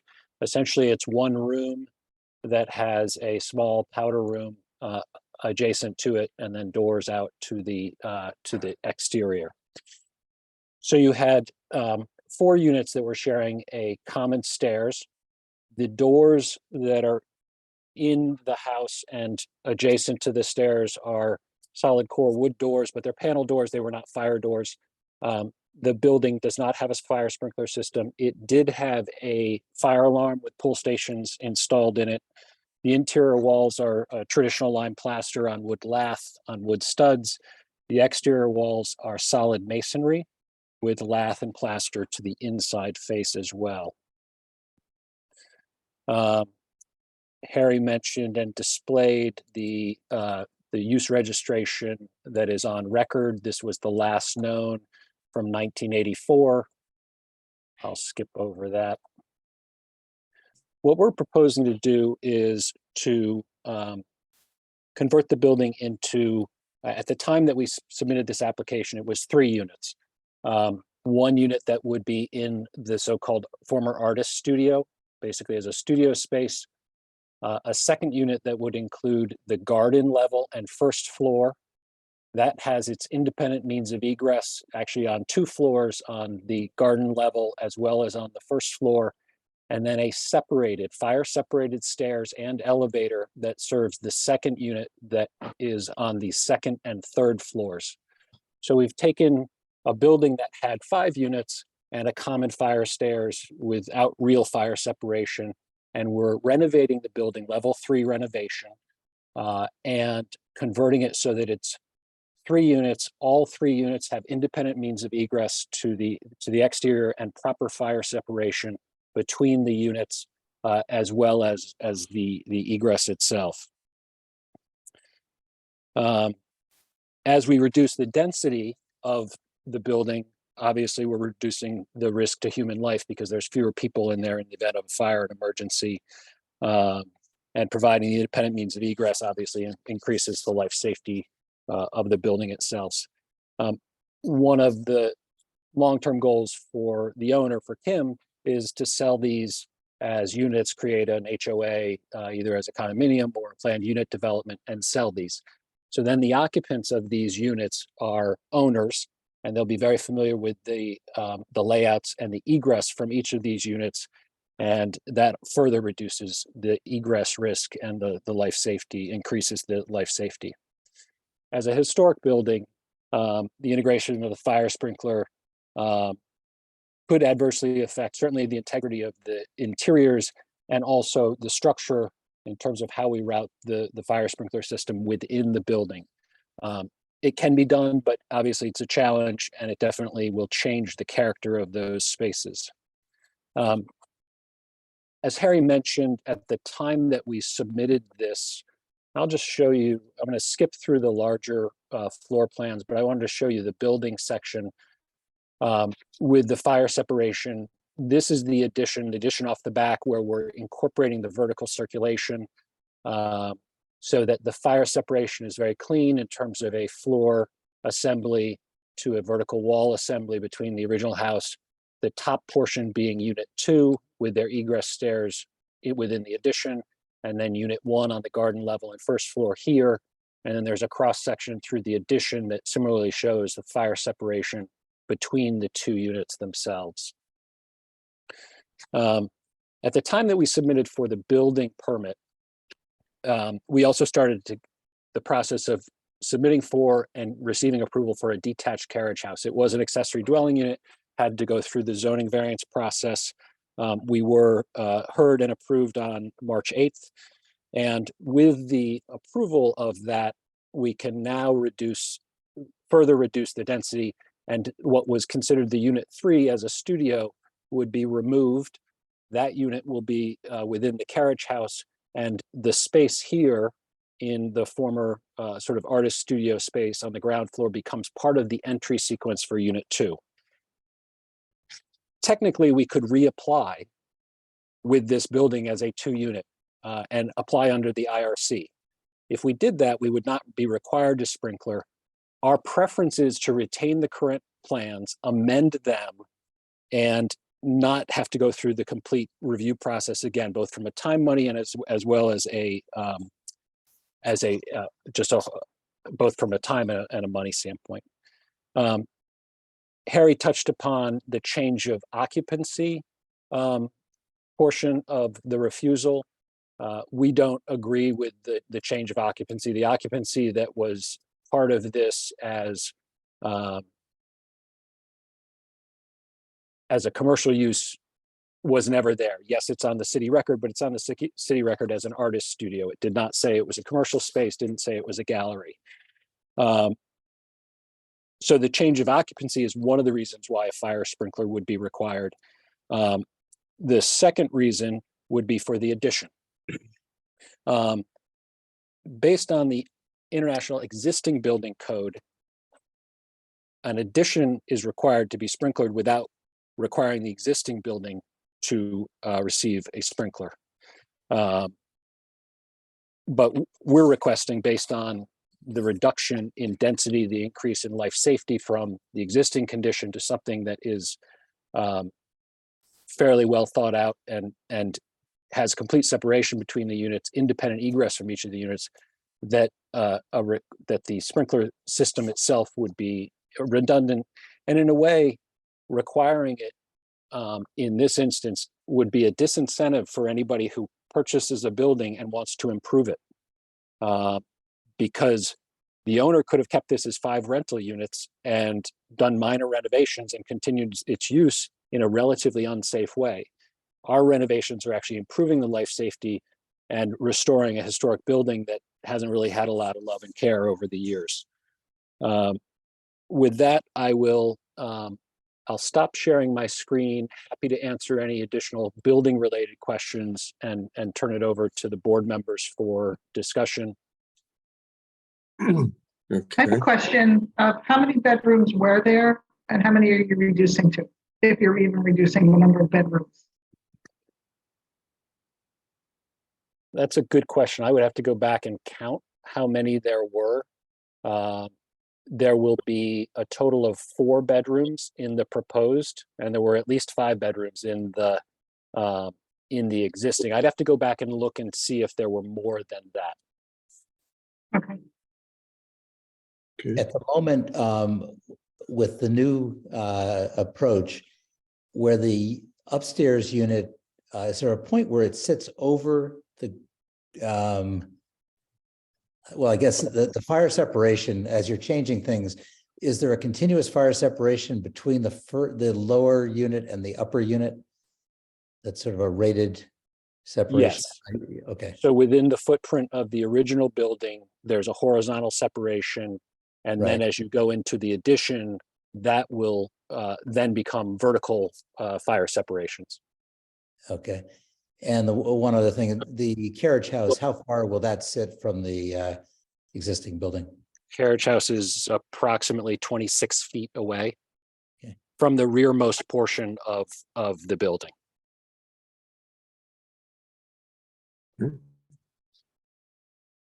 I have a question for L&I. Would a level 3 alteration of an existing R2 building trigger a sprinkler system? Only if there was a complete, only if it was a complete gut job. That's the way that our department policy looks at it. If they're doing a complete change of means of egress, in this case, they're not. The reason why sprinkler systems come into this application specifically, I know Matt and Harry talked about how an artist studio, it was called an artist studio, but it wasn't used one, but we have to go by what our records state. And back in 1980, I think, yeah, 1980, it was considered an artist studio. And then 1984, they referenced a doctor's office, but I didn't see a statement of occupancy for the doctor's office, so we have to go by the artist studio. And because they're putting a residential unit, what was in our records previously an artist studio, that caused the sprinkler coverage. The other issue is for the addition, we referenced section 1102.3 of the existing building code because they're increasing an existing fire area. If they do put a new fire area in, meaning if they put a firewall from the foundation to the ceiling of where the proposed addition is, then only that addition is required to be sprinklered. But that would just be a variance from the board in that case. But based on our records, we have to go by our records. And even though I know it wasn't used as an artist studio, but in our records it was referenced as that. So we have to go by those records. And that's the reason why we're in front of the board today. If I may, regarding the artist studio, Mr. Scaria, today an artist studio is considered a commercial use. Right. In 1984, it is our understanding that it was not considered a commercial use. It was an accessory residential use. And with that in mind, we would like the board to look at it as such, that the 1984 code at the time this was granted, and perhaps Ms. Emerson can comment on this, it would have been a pre-existing non-conforming at that time as a residential accessory use and therefore not commercial use, and therefore shouldn't trigger under the new application of that use the the commercial use and change of occupancy rating.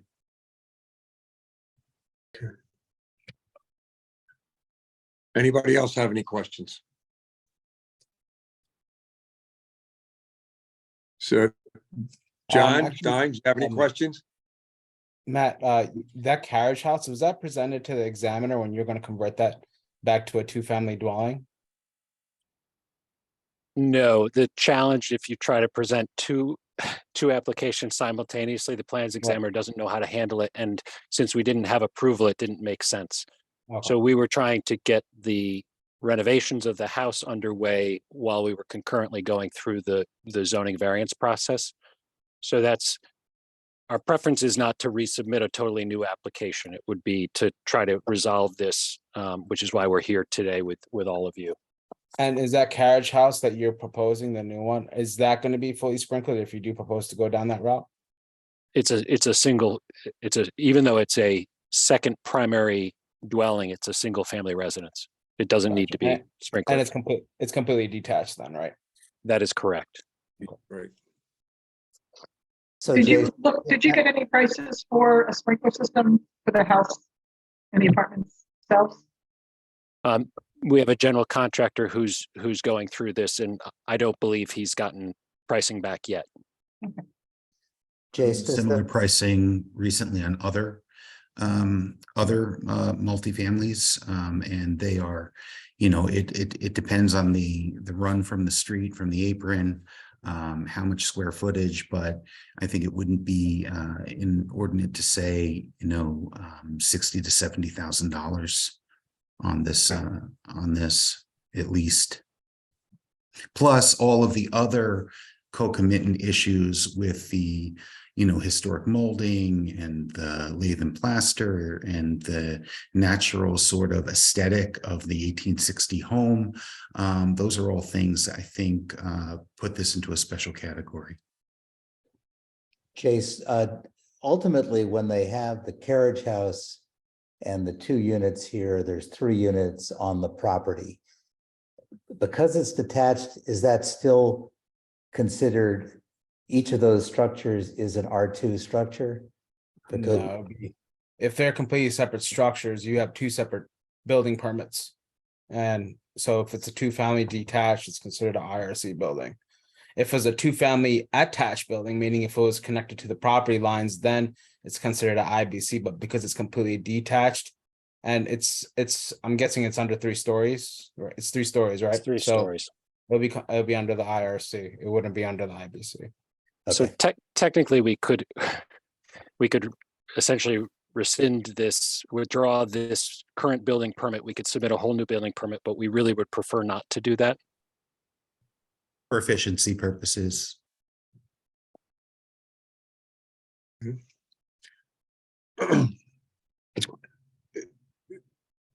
you guys want to caucus? yeah, Yeah. Mhm. a second. Okay. Let's put us in Thank you. No, we can do it yourself. Okay. Move to the breakout. Let's see what we got to do here.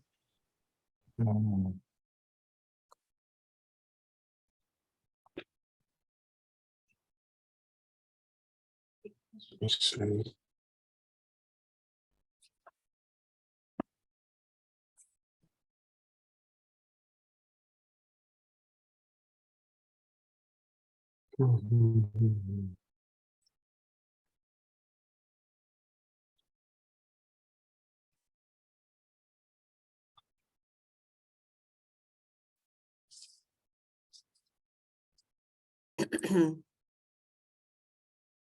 At the bottom where your full screen is, Yes, see anything? Breakout room?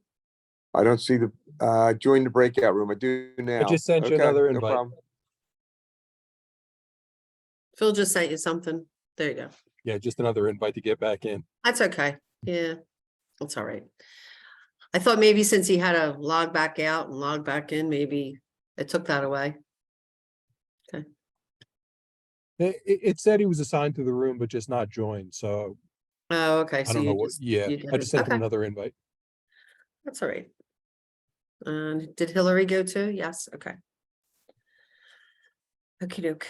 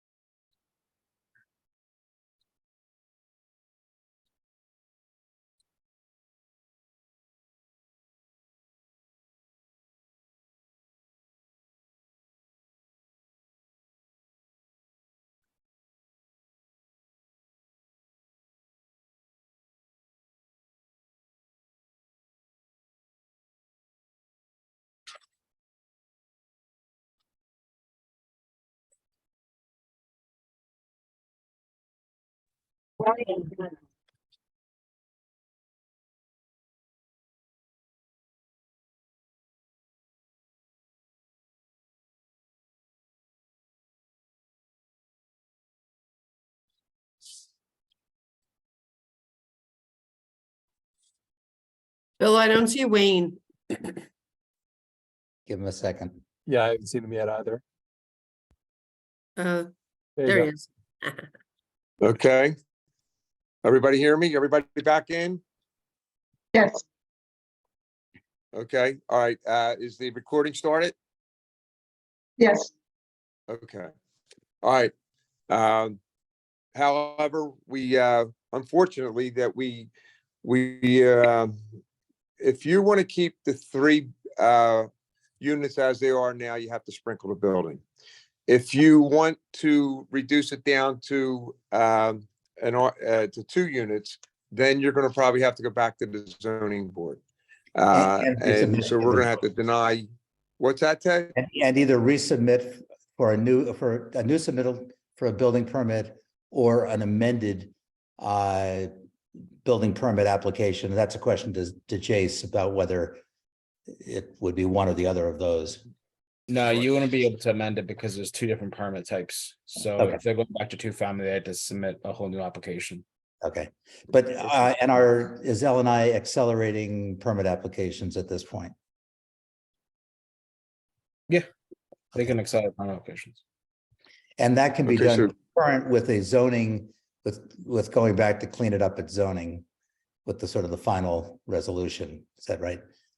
Right. So they zoning didn't needs to be do it. completed prior to the issuance of a building permit. Right, but it can be reviewed and approved and all of that while zoning is happening. It can't be Getting a approved notice until of zoning is decision. approved, but it can be reviewed. Okay, got it. In terms of And- zoning, is it an administrative reduction of density from 3 units to 2?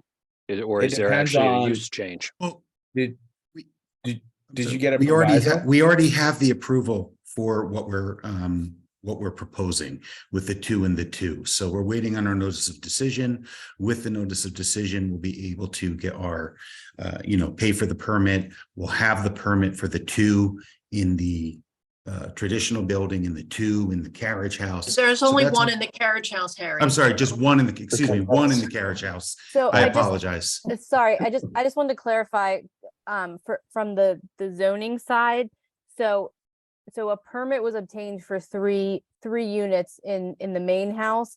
That was not changed through the zoning board decision because the main house was not before the zoning board. It was only the new carriage house. So there was some discussion about the reduction because I know that came up with the community groups, but the board determined that it couldn't proviso a reduction in units because for the existing house, because that's not what was before it. It was only the detached carriage house. So there would need to be a new permit for the reduction to 2 units. But I believe that the reduction from 5 to 3 was already obtained by right. There's a Right. separate permit for that. And so that would just need a new permit to reduce it Right. one further. And there clearly will not be opposition to that. No. No.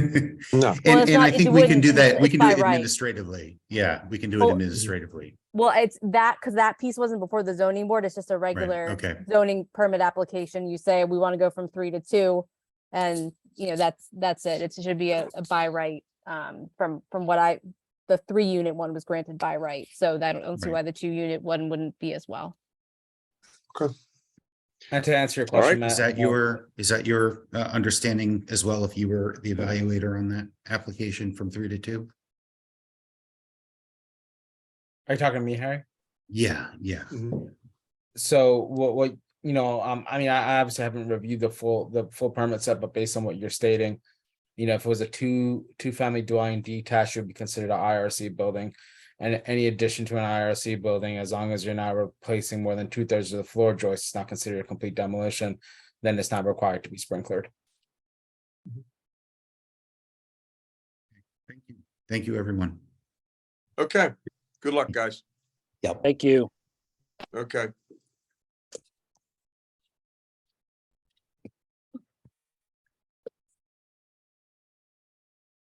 Okay, Wayne, next case is 1016 Pine Street. Okay. 1016 Pine Street. Okay. And Wayne, by the way, we're only seeing like your forehead and up. I don't know whether that's intentional or. What's that? Oh, I'm sorry. I moved the phone. I'm sorry. No worries. How's that? You're looking at the Thank you. ceiling. Oh, okay, I'm sorry. I just got a lot of things in my mind. So, okay. 1016 Pine Street, want to bring them in? Are they here? I can't. They're in the Okay. room. Everyone's already here. They've been Oh, here since okay. 3:30, so everybody's here. I don't know how many people. Who's here? I'm- What's I'm here. My name is Holly Busharian. Holly? And Is anybody else with you, Holly? I'm Dov Blutstein, and I'm the property owner. And what's your first name? Dov. Gove. Okay. All right. Is there anyone else? No, Okay, so we'll get started. I'm Wayne Miller, board member. Amy Rivera, board member. Ted Agus, board member. John Dimes, Fire Code. Deborah Richardson, Boards Administration. Philip Motto, Boards Administration. Jay Scaria, Department License Inspections. Okay, Holly and Gove, I'm going to swear you in each individually, and you will respond to it. So, Holly, will you please raise your right hand, swear to tell the truth, the whole truth, nothing but the truth? Please respond. Yes. Okay, Gove, could you please raise your right hand, swear to tell the truth, the whole truth, nothing but the truth? Please respond. Yes. Okay, Phil, put that into the record. Yes, sir. This is case 6 on today's list, MI 2023-001-290 for the property located at 1016 Pine Street. The appellant is Hallie Busharian, and she is here in the room. Okay, whoever's going to present the case, go ahead. Hi, yes, my name is Holly Busharian. I'm the design professional on the project, representing the owner, Dov Blutstein. And we had, if I may share my screen, I'd Sure. like to share the documents to explain the case.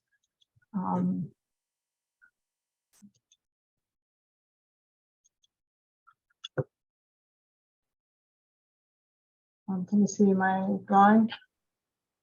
Yeah. Yes, yes. Yes. This property is zone CMX1, and it's in the historical overlay in Philadelphia, 1016 Pine Street. This is Pine Street and the back alley. It's an existing structure, and we are not proposing any changes to the front facade.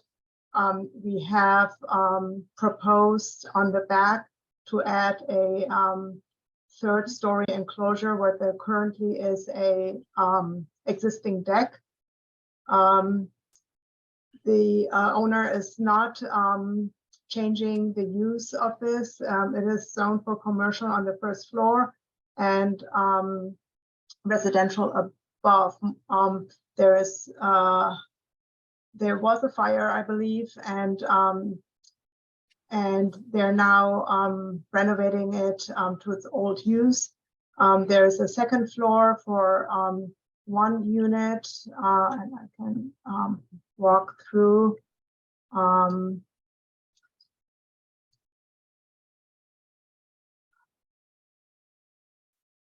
There is the first floor, which is a commercial space, and then there's a separate entry, and all of that is existing, really. There's a separate entry to go up to the first unit on the second floor. Then you go back up for the third unit, you'd go up all the way the stair here to the third unit. And the third unit has another stair to go to the attic. And the attic is by code the fourth floor. And we were told that we don't have appropriate egress from the attic. So we suggested a egress window in the dormer window to get out from an egress ladder.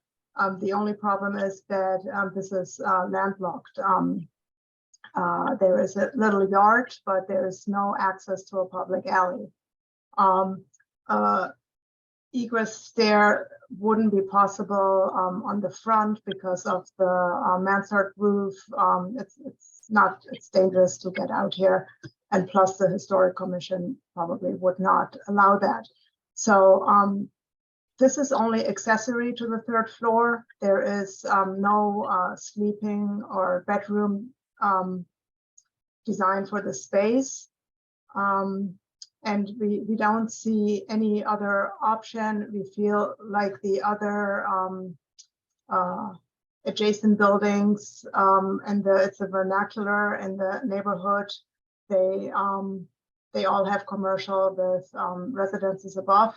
And I feel I looked at many different options to get out of this situation, but I just don't see how that's possible. Okay. Where the is the configuration in terms of where the bedrooms are on the lower floors the same as before the fire? Is there any change to the layout? I don't know. The layouts. Let me look at that. I guess specifically were there bedrooms at the back? Yeah. So yeah, that used to be a bedroom. It seems from my walkthrough. And open floor plan, living kitchen area. We're enclosing this area to add a bath or and increase the bath area. So that I think is very similar to what must have been there before. There was a very dangerous stair up to the attic from the third floor unit, and we taking all of that out and doing a regular stair up to get to the space, which is probably used as a storage mostly because it doesn't have particularly high ceilings, and it has only this area is really usable. I have a section through there. Right. Sorry. This area, there's a slope, so you only get to use this area. Jace, can the fourth floor remain just attic storage and not be considered habitable? I'm sorry. Can you see that again? I couldn't hear. I'm asking Ellen and I if the fourth floor can be considered just storage and not habitable. Maybe only have a pull down stair up to it and not a full set of stairs. Yeah, so looking at the definition of habitable space just to make sure that they don't.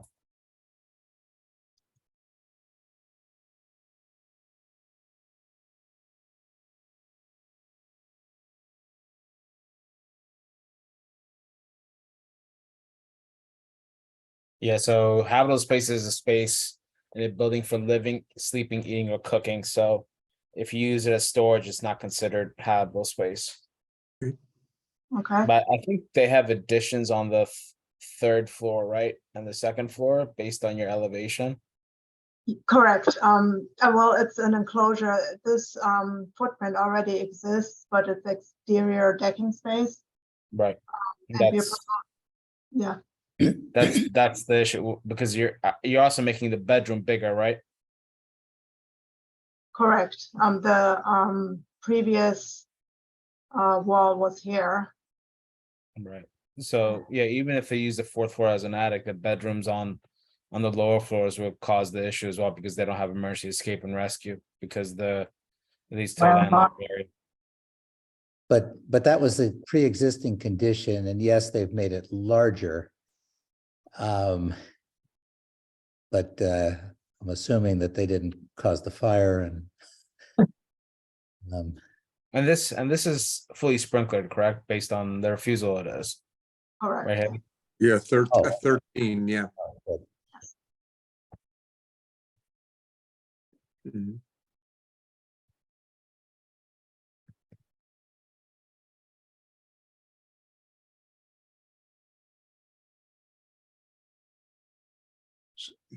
So what would they need to comply with, with the escape hatches? The only way that there's two options, have an egress back throughout the building, but that would require variance in the board. The other way is to be at least 50 feet away from the structure, so if they have access to any other rear yards, but that would be a variance from the board as well. But in previous, go ahead. so if they had left the back wall, would they be grandfathered in terms of, getting out from an escape window, or is? I would have to take a look at the history, because I don't see how they could have rear bedrooms without emergency escape and rescue. So that would be an issue. If they're not touching anything in the rear of the bedrooms, it's an existing condition. Technically, you can't, because there's no change in means of egress category or change in occupancy classification, you can't hit them with chapter 10 when you're dealing with the IEBC, but overall, because they're altering that portion, that's why chapter 10 applies to this building in terms of means of egress. What's in back of the house now? Is on there other the, access to other yards? Is there a site plan? yeah, there, in the zoning, plan that was approved, we, that's the property, line, and there is a wall around it. And this is a shared, I think, area. So yeah, there, you can't, I think, I don't know where the next cross street is, it's not far. But yeah, you don't have access to a public alley, that's the problem. Right. So, You have open space, you can get out, but out of the house, but you can't get out on the street. Is there potential to get into neighboring yards if there were a gate? Yeah, that's possible. This goes through to the neighbors' yards. And so does this. This is all open space. But I think there's just a fence. is there a gate, the fence back there? Yeah, there's a fence.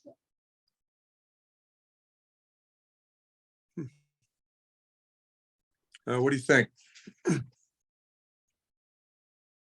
Looks I like think- the neighboring property, 1018 Pine Street's a through lot. So it goes all the way to Beverly Street based on satellite images. Mm-hmm. Yeah, this is the lot.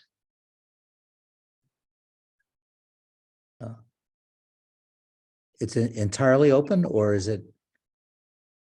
No, there's a building on it fronts Pine Street, but it looks like there's a rear yard that goes all the way to Waverly. But that's what it says on Atlas. I'm not sure if exactly that's what the issue, that's what it is.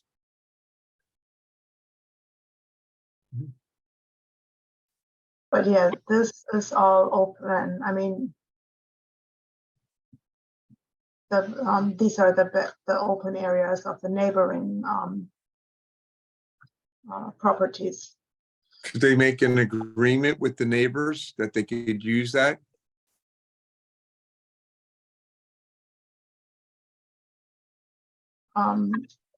Possibly, that's something we haven't investigated yet, but we could, if that's an option, we would be happy to pursue that.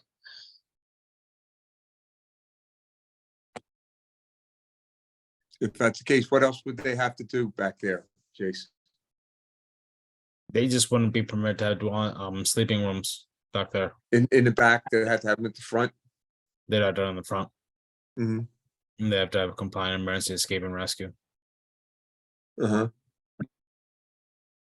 So,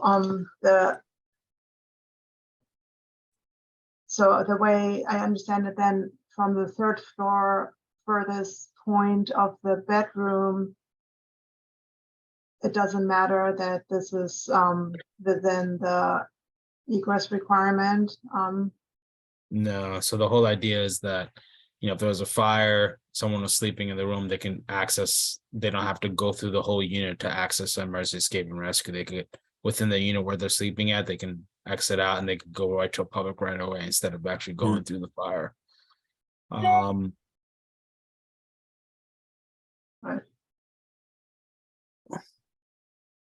What's the lot width on the first floor level?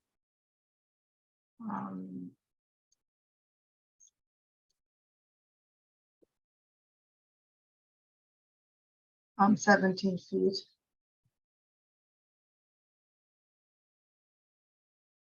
Yeah, it's up to the board if they want to provide an egress alleyway, make sure it's completely protected to provide access to public right away. But like I said, that's I'm not allowed to propose any design changes. Mm-hmm. Mm-hmm. I'm sorry, what did you say that width was again? 17. I mean, looking on Google Earth, it looks like, there is a way to get out to Waverly, assuming that an agreement could be reached with the neighbor. I don't know whether they would want to grant that in perpetuity, but Yeah, there is a way out if you have an agreement that you can access their property during an emergency. right. Mm-hmm. Well, would we want her to find that out if she could do that, and we would Continue it? continue it? Okay. So yeah, we can reach out to the neighbors, and then would you need like a written agreement, or how does it work? It's first time I'm doing this. Jace, what would they need there? They would need an agreement between two property owners that they can access the property in the event of emergency. And, Make sure and I'm sorry. Is it an actual easement or just an agreement letter? You're saying? I think an easement is the best thing based on what I think Ryan is on the call. And I think it'll need to be notarized as well. Okay. Could you just Yeah, show I us? would, I was gonna say, I would agree on an easement. That way it's recordable, and if ownership of the property changes, future owners are aware of the easement. Yeah. Could you show the ground floor plan just quickly for a second? Sorry.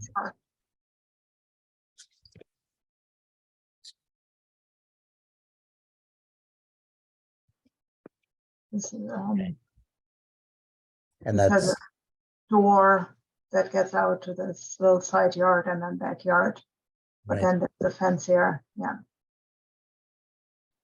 So if you're thinking of the alleyway, it would definitely hurt the commercial space.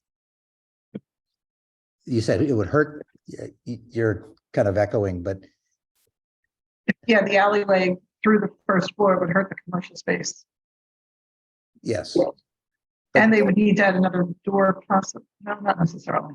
No, I was just wondering whether it was feasible, but obviously the preference would be the agreement with the neighbor and, an easement. Mm-hmm. Okay, if they got the agreement with the neighbor, is there anything else they have to do to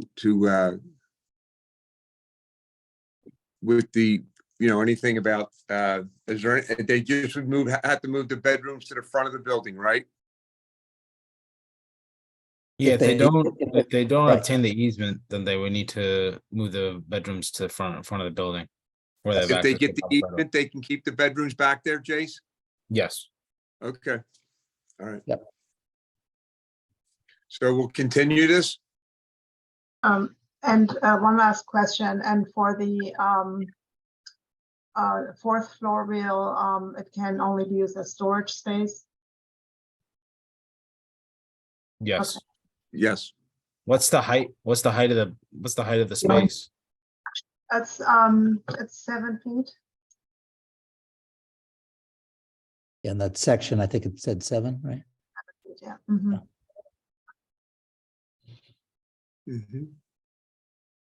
Okay, well, we'll continue it. And I think, correct me if I'm wrong, Jace, but they wouldn't need that ladder off the roof. Yep. Fourth floor. Yeah, we will remove that ladder. Okay. I think you're referring to this one here, right? Yeah. Yeah. Mhm. Yeah, if you use that area as a storage room, it's not permitted to have less than 6-7 feet. So if you're using it as a bedroom or a household space, it has to be 7'6". Okay, yeah. No, we're not going to use it as a bedroom. Will So be used for storage. we'll remove that. All right. And I know you're showing a railing. There also is no deck or anything back there. You're echoing. It's hard to hear. You're showing a railing around that roof on the fourth floor. Yeah. So there would not be a deck or anything back there. Okay, Okay. all right. Okay, Thank we'll you. continue it and see what happens. Thank you for your time. You're welcome. Thank you. Thank you, everyone. Okay. I have to go. Okay, I can't stay for the last case. Okay. I know our quorums too, so that'll be good. Oh. All right. Okay. Hello? Yeah. Okay. Okay, so because I have to go to this meeting, so I gotta go. Wayne, could we Yes. go into the break room with you for just 2 minutes? If Sure, or do you- sure, absolutely. we could, Absolutely. that would be good. Okay. Okay, let's- well, okay. Ryan, do you need to be able to get in there too, or Yes, I think I'd like to be in there. Yes. Okay. All right. Bill? Okay. I'll take care of that. Okay, thank you. I Thank don't know you. how to I do that. appreciate that. Thank you. You're welcome. All right, put us in there. You have to do it. Oh, I'm sorry. That's Sorry. okay. I Click. got it. That's good. Okay, got it.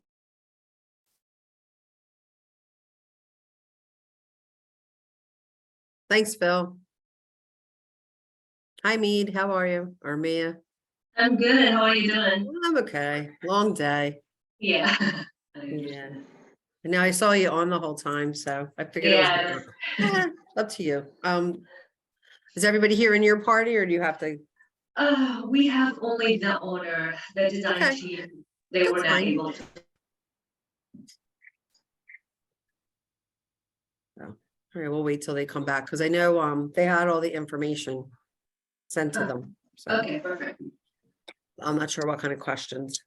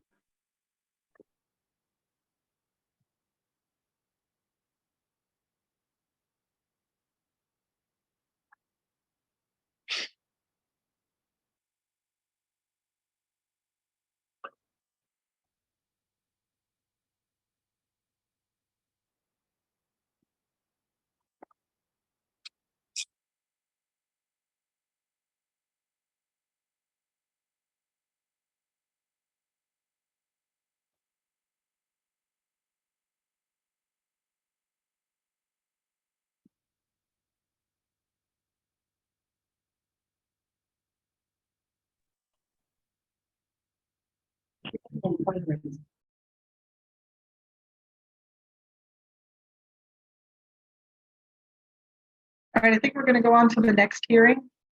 Wayne Miller had to step out. I'm going to be the acting chair for this meeting. So our next case is 423 Fanshawe Street, which we had heard on December 15th of 2022. I'd like to swear in the applicants if they're all here.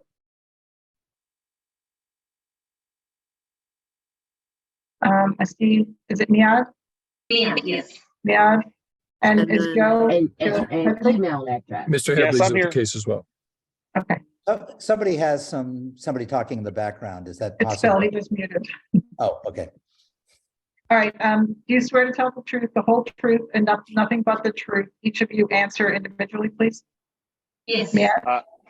Yes, I Joe? do. Okay, Yes. thank you.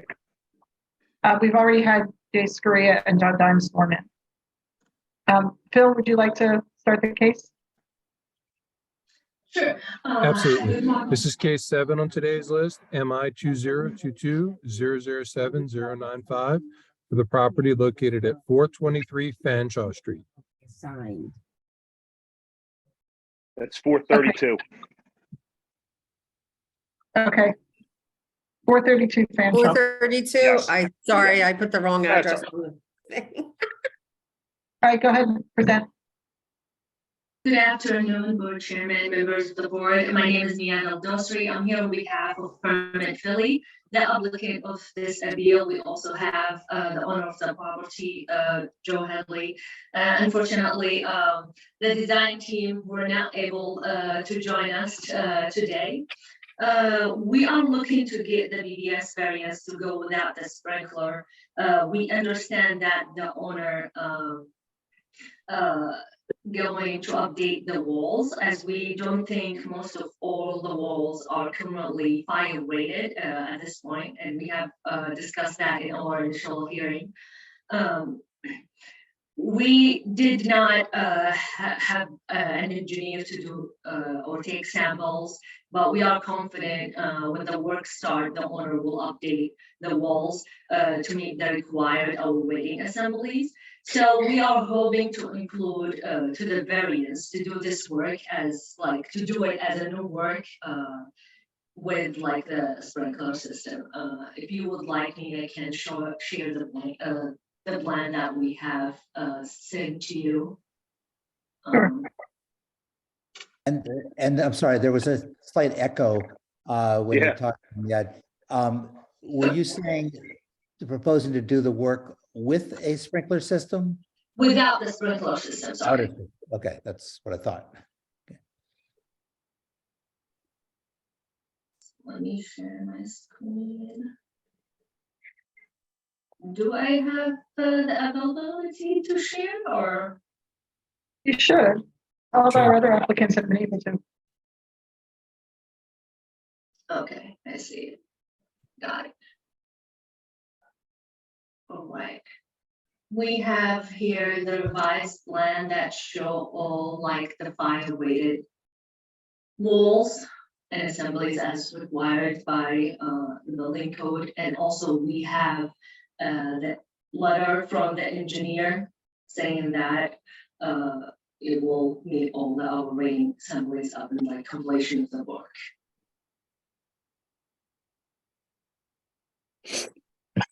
All right, so you're essentially putting ratings around the stair towers and in between the units, at least for the walls. Is anything proposed for the ceilings? We would be doing the ceilings also. Yeah. Okay. I think at the last meeting we had, that's what they had mentioned, was to make the whole area going up the stairs fire rated. So we would do the ceilings as well as the walls. Right. Well, it would be the ceilings between units also. Well, going, I got you. If we have, that's what we have to do, we will. Originally, they had just said about doing up the hallways.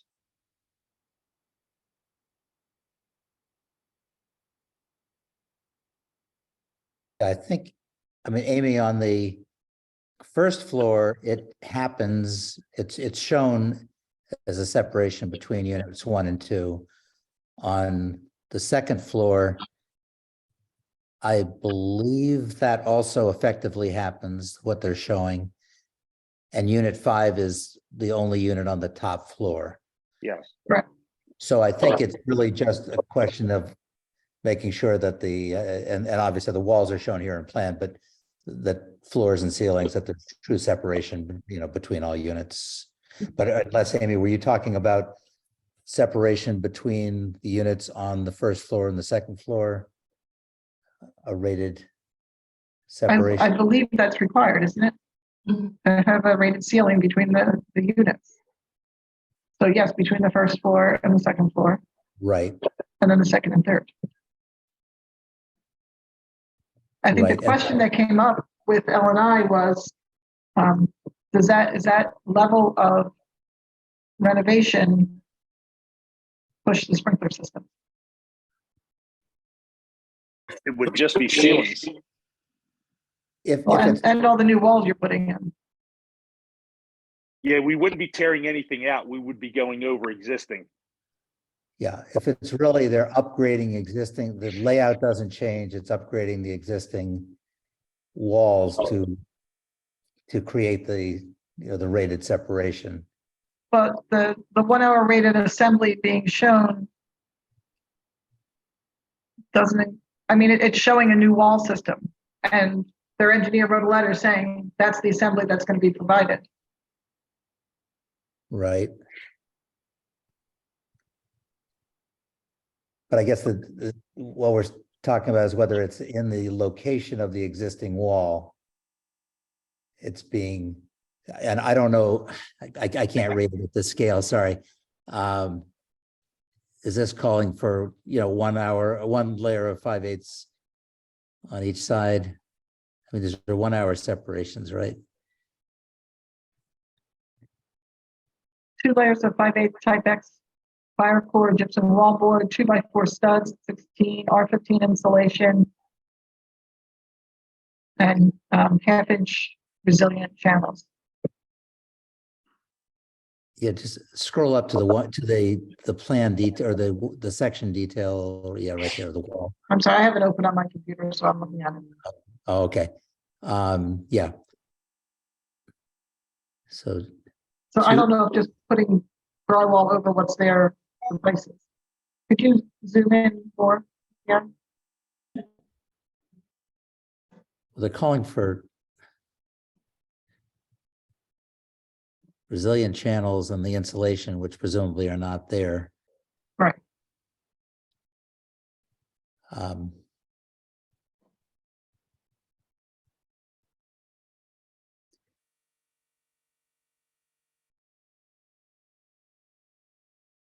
Yeah, I guess that's one clarification. Are you modifying existing walls, or are you replacing existing walls in order to create that fire rating? I did hear you. I didn't see the plan. I didn't see the plan that said that we were going to put 2x4s. I didn't know that we would have to. Wouldn't we be able to just go over the existing ceiling with 2 layers of sheetrock?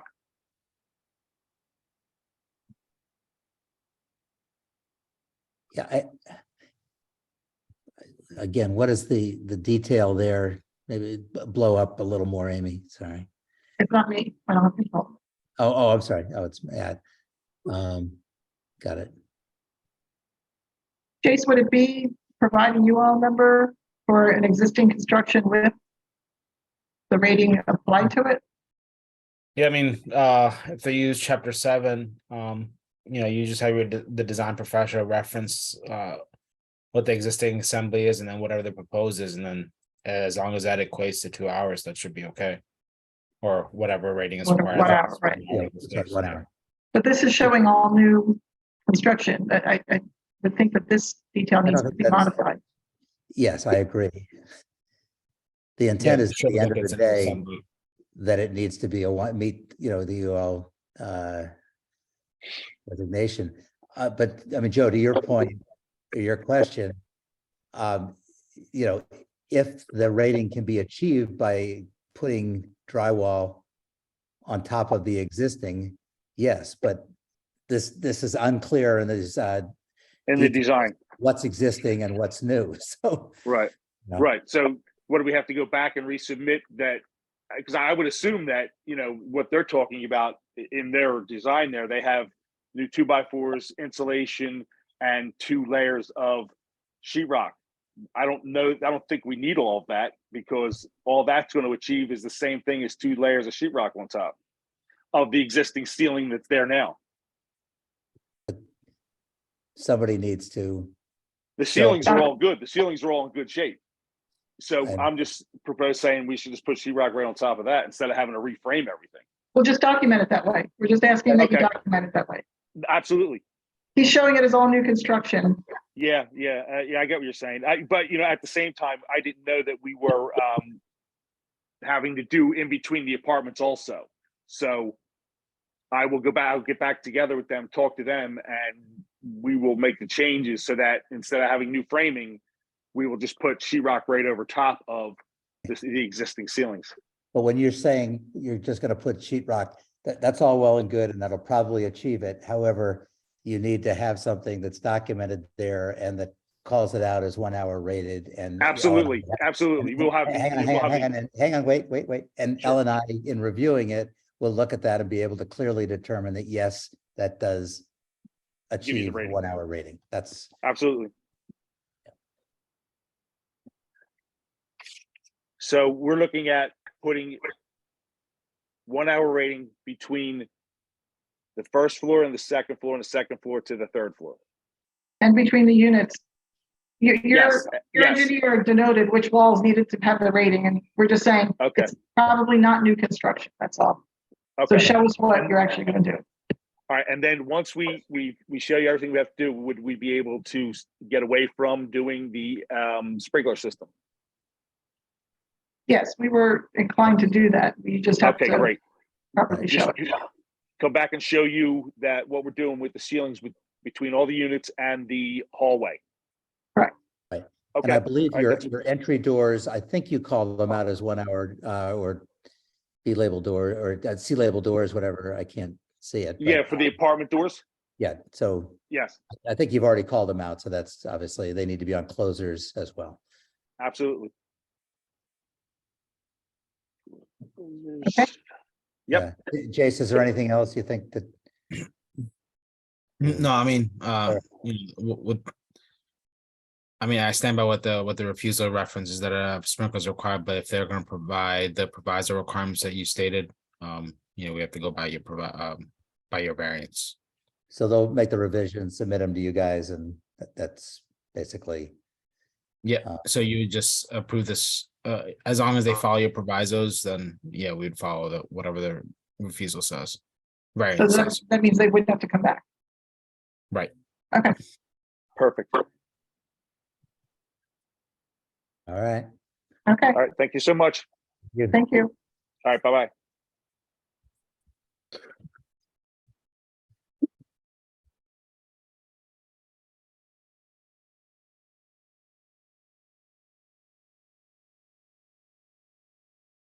At this point, are we clear to stop the recording? Yes. Yeah, but Mayod's still in the room. Okay, gone. All right. So, yeah. Yep, Phil, and then you can go and upload or whatever. Okay, So I'll we're start all done converting. now. Yeah. Okay. Thank you. Have a good weekend.